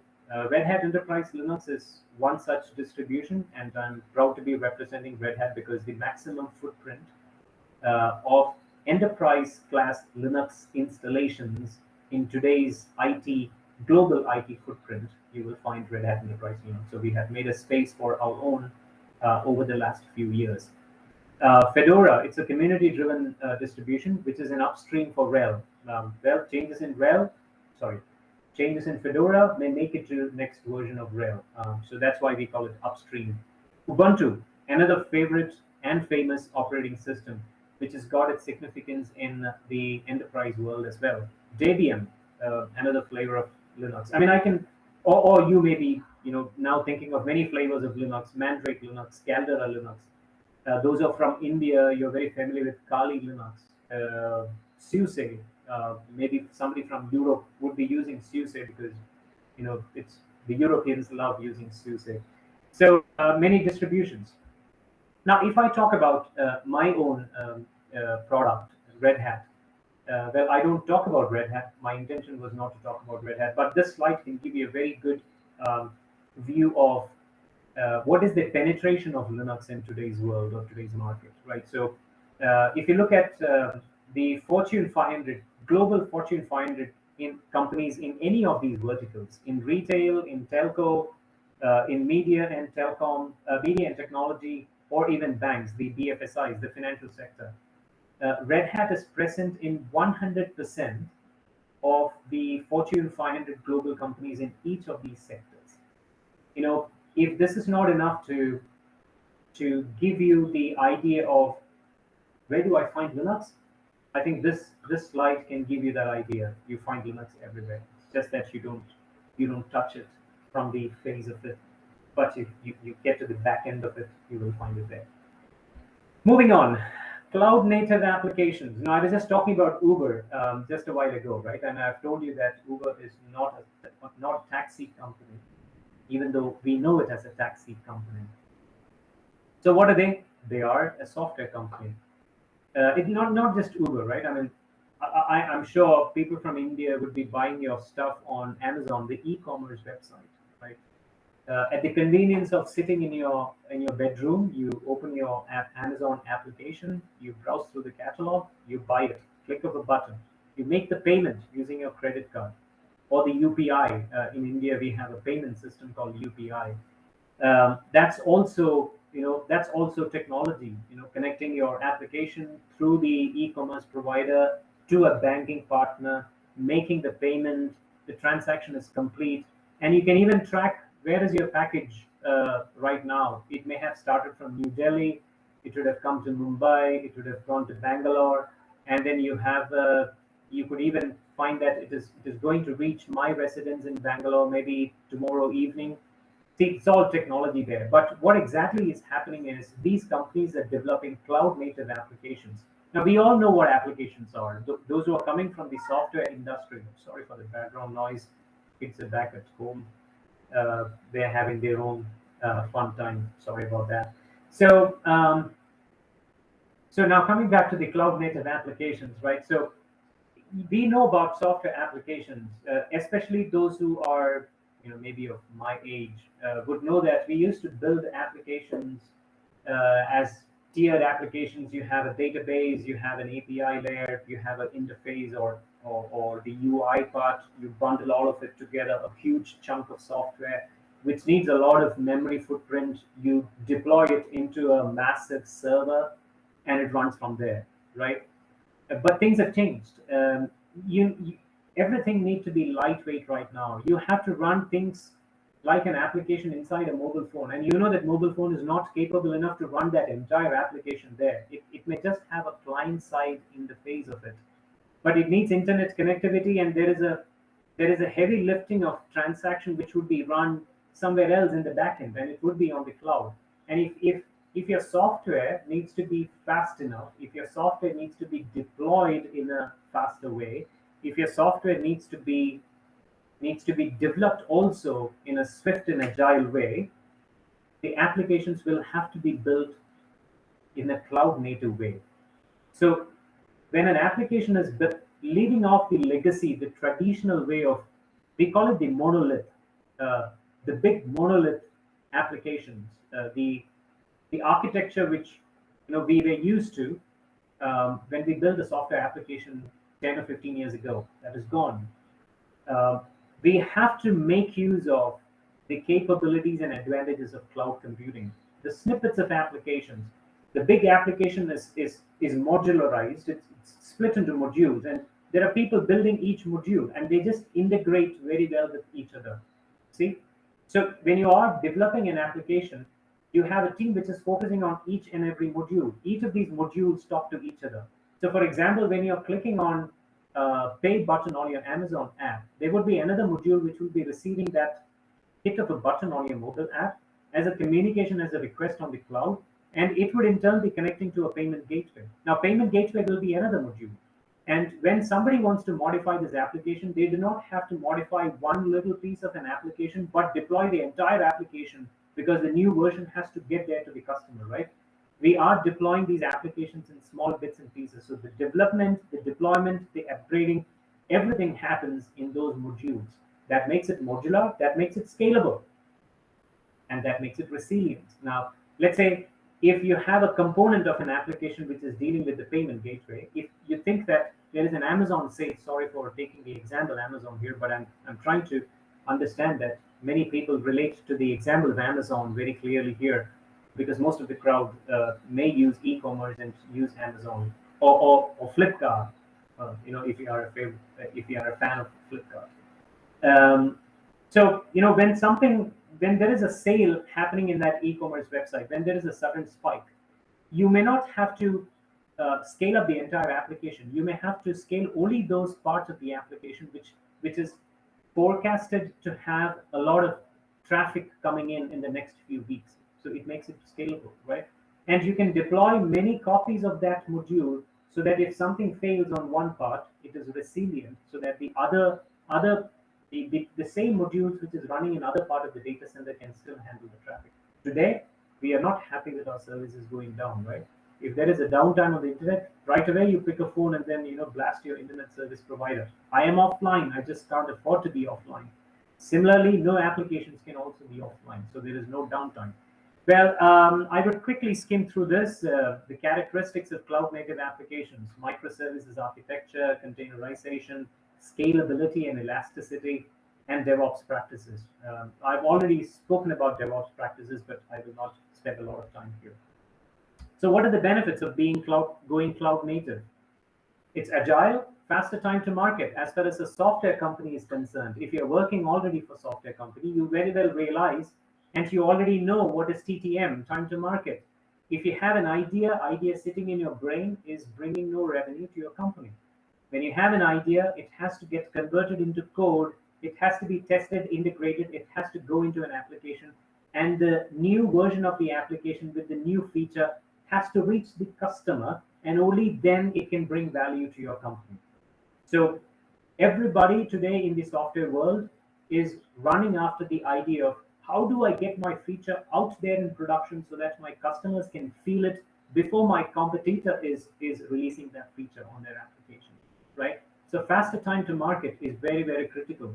So cloud native applications can really help achieve that.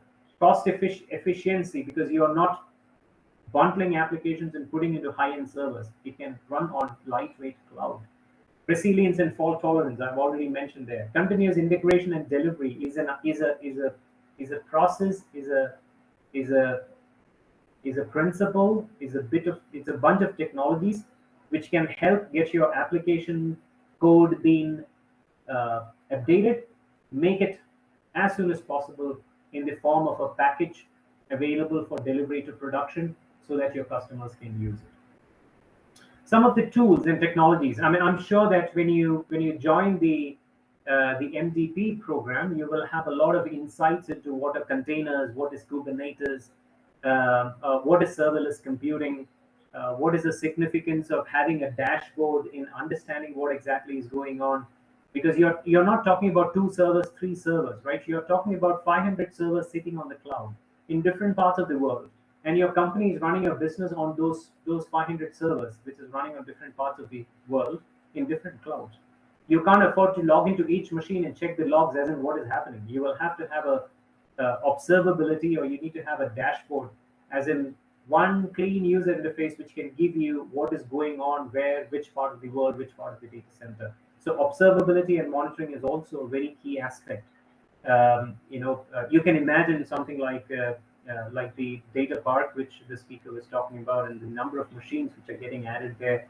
If some machine is causing some trouble somewhere, the data center administrator will have to have a visual indication of somebody in that corner of the rack is not functioning properly, so that it can be troubleshot, it can be salvaged, right? So these are the features, or these are the advantages of tools and technologies which we use in cloud native applications. Now, coming to the last part of what I had to talk to you is automation. I'm already on the 38th minute. So automation, it's a no-brainer. I really do not have to talk to you about what automation is, right? So it refers to the use of some tools, some mechanism to really help you do that task, which otherwise you do every day, every afternoon, every evening. Log into the system, upgrade the software. Log out, log into the next system, upgrade the software. Rinse, repeat. No, that's not something you should be doing. You should be doing something productive. So what's that you do? You write a script which can go from one end of the data center to the other end, upgrade all 100 machines using a script. But you already know, those who are already into scripting, those who are already into IT, you know that scripting has got its own limitations. Now you may have to write a lot of things, right? And that's how you understand that there is a limitation in automating using scripts. That is when you have the tools like Ansible or Puppet or Terraform, many open source tools available today which can help you do these tasks in an automated, error-free way, right? More human intervention, more errors. So what are the benefits of automation? Efficiency, time saving, consistency, because you're not making a human mistake that one configuration parameter on East Coast data center will have a different parameter than compared to the West Coast data center. If it's all coded, if automation tool is taking care of it, every data center will have the required parameters. Reduction of human errors, and it gives you a lot of scalability. When your script is doing 2 servers at a time, your automation tool can do 20 servers at a time, right?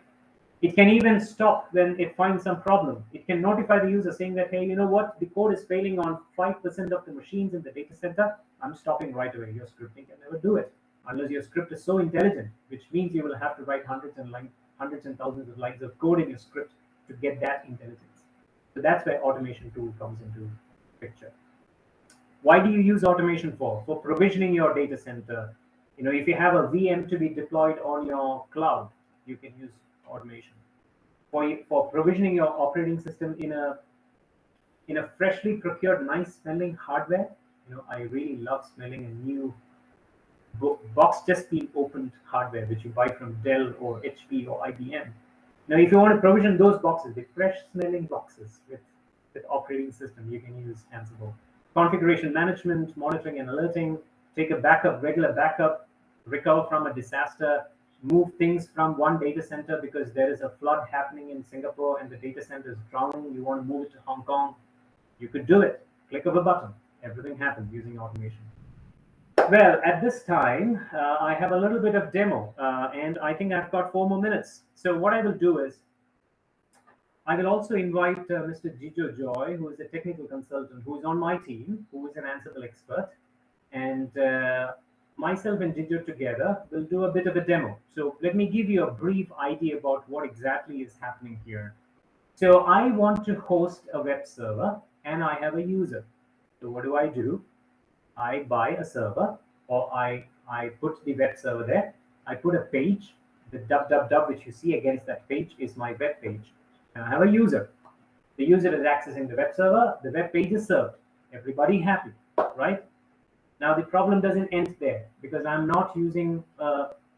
It's not my hobby to make a web server. I'm running a business. I've got multiple users accessing the web server. Now, one single server will not be able to take the load. What do? I bring another server, which will have the replica of the same web page. Now, half of the user, I use some mechanism. Please, the technical people would be thinking now, the architecture, shouldn't be a load balancer there? Now, please don't think too much technically. I'm just trying to make people understand in a very layman's term. I have many users, so I increase the boxes, right? I have many users now. What do? Now you see an icon there. You know what I'm doing? I'm actually moving my systems to the cloud because it gives me scalability. It gives me elasticity. If the users are less, my servers can automatically scale down because my cloud service provider, let's say Amazon Web Services, can take care of scaling down the servers. When there is a spike in traffic, it can scale up the servers. Now, I have more and more users, and then I bring in a load balancer in between, right? Now, why do you need both load balancer? Because I'm not happy with Amazon Bombay data center alone, right? Or Mumbai data center alone.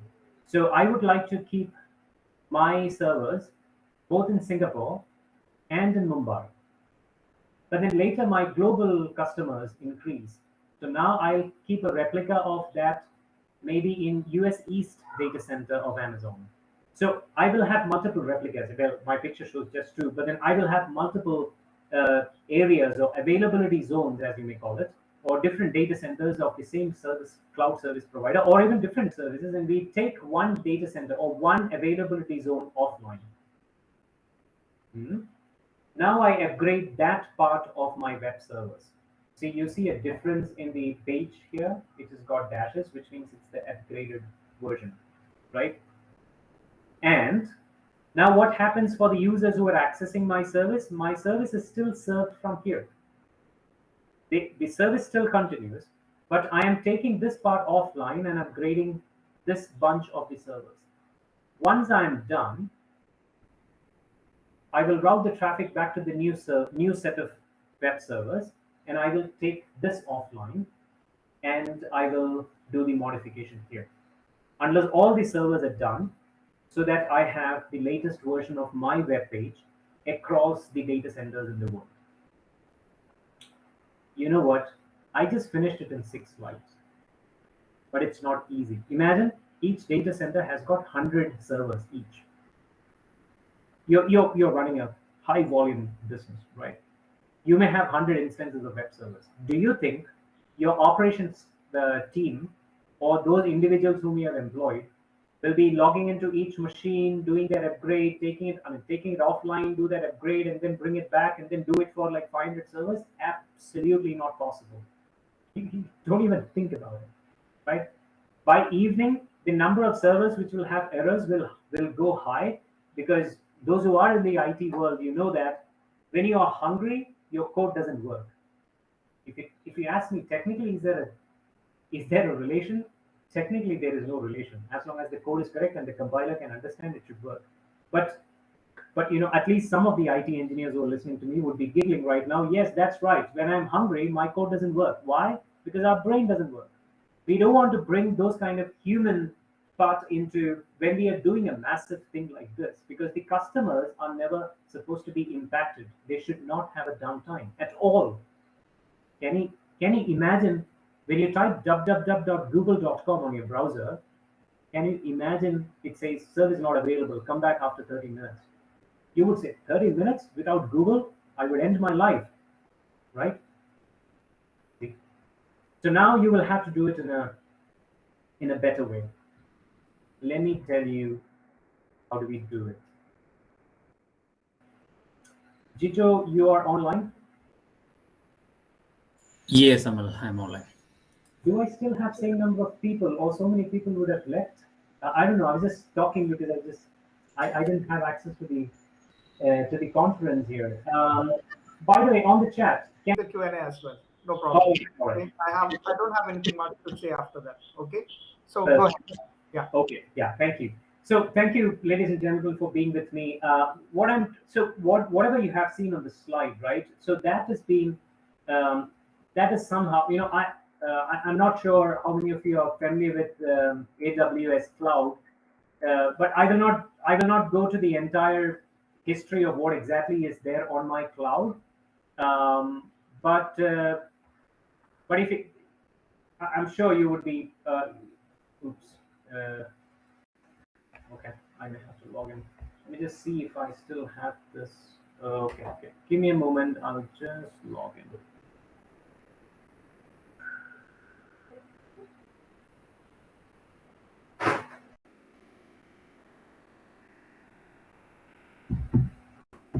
So I have to go to name,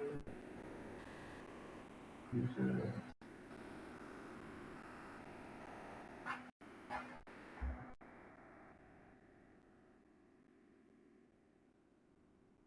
Just give me a moment. I think I should have refreshed this page just before I logged in. There we go.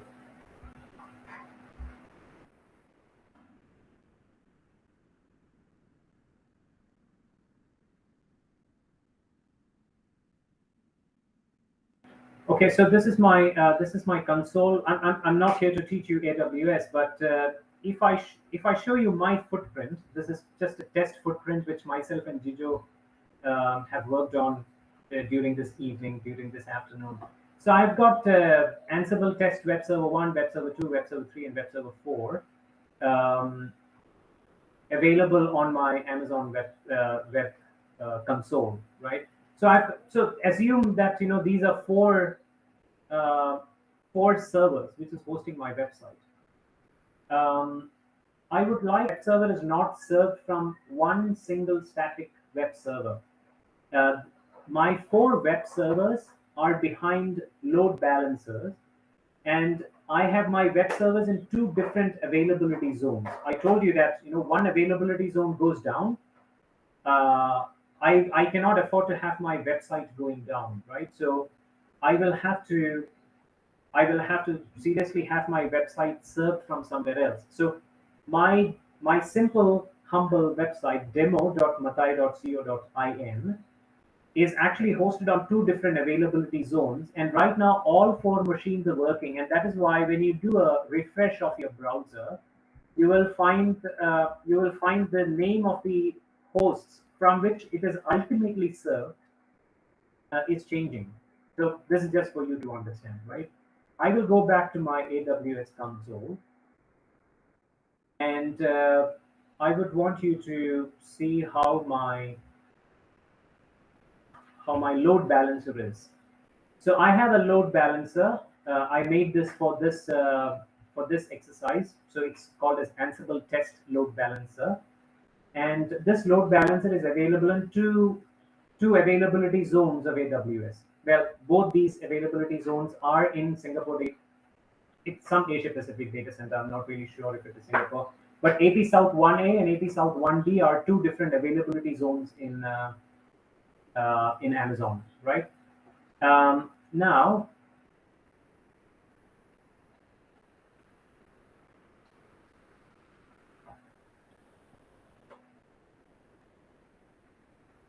zone number 1, I have 2 servers there, and availability zone number 2, I've got 2 servers. So totally I have 4 servers.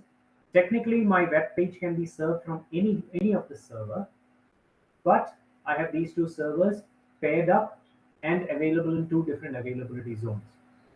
Now, I have explained you that step. What is my use case?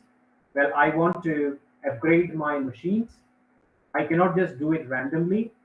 So I'll have to take one availability zone or one set of machines offline. I can even decide what percentage of machines should go offline. So right now, when I'm upgrading my server, for the Asia Pacific data center, I will take 50% off because most of Asia Pacific customers are sleeping. But if I'm upgrading my US data center right now, the people are waking up or already awake in US. My traffic is more in my US data center. I may decide I will take not 50% of the boxes offline, but only 10%, one after the other. I will take them offline in blocks of 10%, and then bring it back online. So I can have that kind of intelligence written into Ansible. So I have something called an Ansible playbook. I'm not here to teach you what Ansible is or Ansible playbook is, but if I show you my playbook, I have plainly written some descriptions here. Now I have a bunch of tasks which will be run on the boxes here. Well, the reason why I've written this playbook is to update my web page, right? So I have a bunch of tasks. Please do not get into the code here. Just understand the plain English part of it, right? If you want to know how to write such a complex playbook, you have an option. Well, Sijin has put it on the chat that you can join the MDP program and then understand how Ansible works. Now, the first task I have is to install the web server on other set of the boxes. Now, I have modified my playbook here. Imagine the same playbook. It may look a little cryptic, especially for the people who are seeing it for the first time, but it's plain English, you know. And I have the cherry on the cake is yet to come. That is why Jijo is waiting. Jijo would be thinking, what is happening? He has to write. I mean, I had written all these code using my fingers on my keyboard, using my interface, right? So it's got a bit of work involved in it. But again, it's easy. It's much easier than writing a script for it. And let me tell you, if you have 50 servers, all you need to do is add those host names in the inventory file. There are even dynamic ways of updating the inventory automatically based on how many machines have been spun up on Ansible. Spun up on Amazon. But you know, that's a different part of the story. But you know, you have 100 boxes in this file.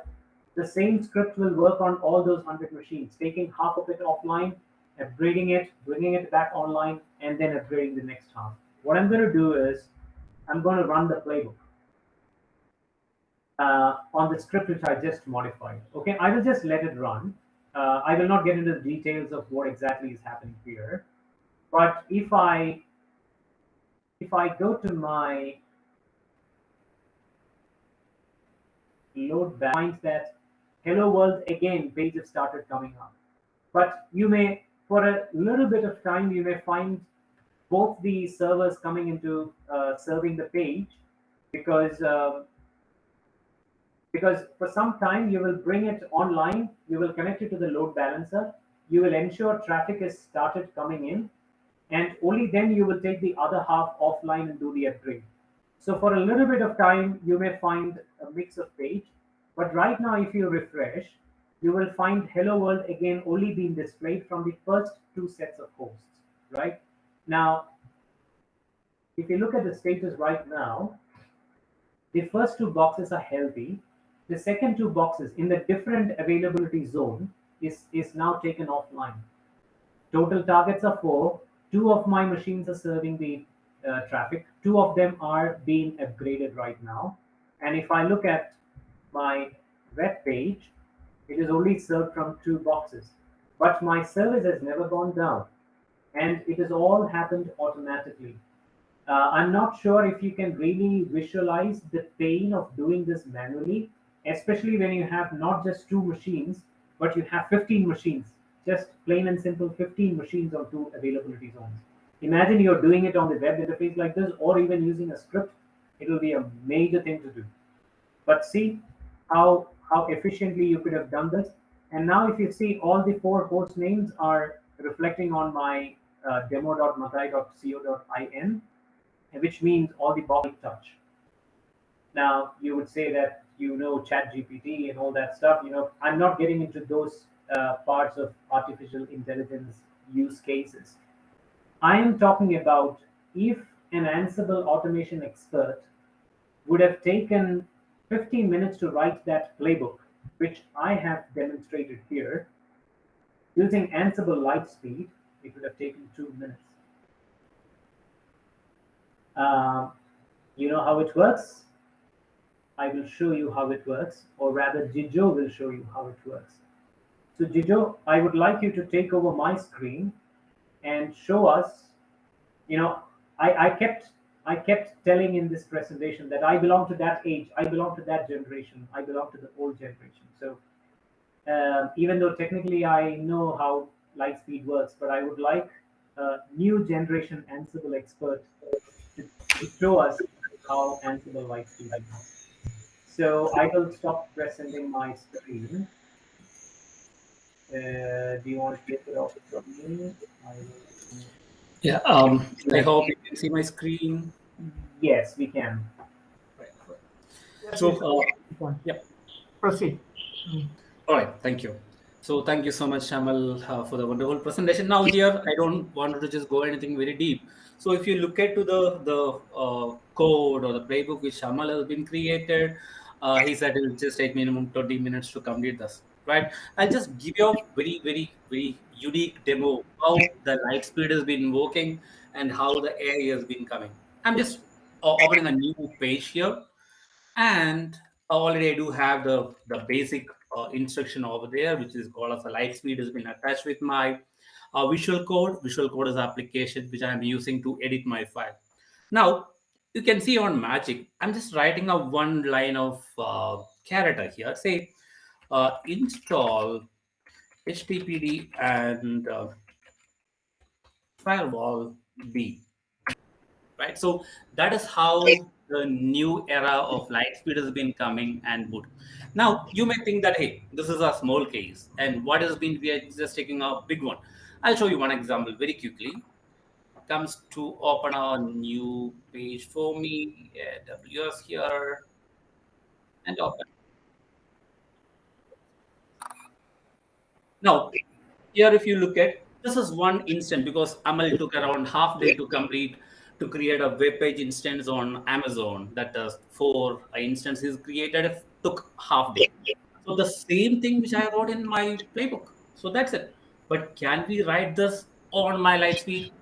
See here. So I'm just removing these all things and say create EC2 instance name and Ansible test. So even I given my instance name as well, and I'm pressing enter, keeping my eyes on air. Now you can see nothing happened. Why? Because your light speed does not happen. Now adding the light speed. Now light speed is on attack. Now see here, the light speed is going to work in fraction of second. That's it. So all this around 10 lines of code, including without any single typo, done. So that is what we call as a light speeders. So that is what is AI is being integrated. All right, so that's it from me. So I think over back to Amel. Yeah, so thank you, Jijo. You know, I now realize, the power of artificial intelligence. Ladies and gentlemen, those who are seeing this, you would have seen that it's not just a magic. It's based on the pattern analysis, right? You would have noticed that Jijo has made a typo in the second task. Instead of create, he typed CRETE, a web server, but still it could identify that the intention is this, that create a web server, and then it has actually given the suggestion. So this is generative AI. This is so that if there are any questions, I can take it. But if you want to let them go, the others go, please do so. Yeah, Amal, there is a question in the chat which says that consider the posted application is an e-commerce application. Updation time taken for all these machines uh, won't make it complicated. Say, for example, while receiving an order. Yeah, I've read that question. So Sijin, my thing was, do you have any notes to wind up this session? You can mention that so that I will take the questions. If people want to leave, can they leave right now? All right, okay. Then I will just say this before if they want to wind up, and before you give the answer to this question. Okay. See,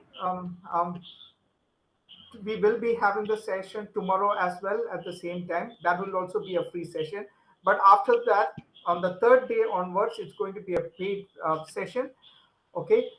So you will have to pay a processing fee that will include for the MDP and also for the LMS access and for processing the certificates. You need to pay that amount, rupees 500 for the one MDP. And if you're paying for all the three MDPs, then you have to pay an amount of 1,600 to the bank account that I'm going to share in the chat. Okay. So the details I'll share to you in the chat box. Please make a note of it. Okay. Another thing is, some people have been asking me for the feedback form. There is no feedback form here. It will be shared in the LMS. So the feedback form as well as downloading the certificate will be from the LMS. Okay. So if you want to access the LMS, you will have to pay the payment and then do it. All right. So yeah, that's from my end. Over to you. Amal. Yeah, thank you, Sijin. So thank you, the folks who are leaving. Thank you so much. Just coming back to Sarjan's question. So Sarjan has a question saying that consider there is a e-commerce application which is installed in a data center, and updation time taken for all these 4 machines, won't it make complicated while receiving an order or something? Yeah. So ladies and gents, you understand that we are not talking about seconds here. We are talking about milliseconds and microseconds, because a transaction happens within nanoseconds of time, right? So how do you handle this? Now, it's not just about automation, right? As I've told, your applications are cloud native applications. Now, there are a lot of inbuilt mechanisms when you write a cloud native application. You would have heard something called the serverless applications. You would have heard something called the service mesh, which is the communication between the applications and stuff like that in the cloud native world. So I know that you would think that when suddenly a server is taken offline in a load balancer, you may have a problem. But for me, the setup was a simple web server. That is not how it works. The web server will have a different module which will handle a payment. So assume, for example, that there is a transaction which was on its way to the web server, and the web server was trying to find the payment gateway module, another application in the cloud native environment. And then suddenly the load balancer has stopped traffic. There is always a way of tracking every transaction. That is how you build your application. So if a transaction ID has actually not been completed, there are ways of either bringing up more machines or reinitiating that connection, maybe from the phase where that connection was lost or disconnected, and it will be taken by another server. So it could work in that way. So it's not just based on the facilities which is given by a cloud service provider like Amazon or GCP or Microsoft Azure.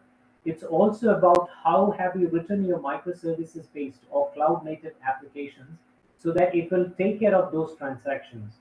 So, so even if you have a connection breakage, the user will definitely, there could be a lag. You know what?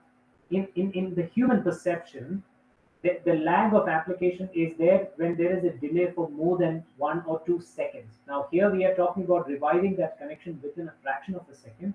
The user may not even know that something like that happened in the backend. So it's all about how you write, your microservices based or cloud native app. But that's a very brilliant question, Sergeant. Thank you for asking. Yeah. All right, Amel, I think that's all the questions there. Thank you very much for that wonderful presentation. Yeah. We will see you all again tomorrow, same time. Please make sure that you should join on time so that we can continue the sessions without any delay. All right, everybody, have a good night and see you tomorrow. Bye. Thank you. Bye, bye, bye, bye, everyone. Bye.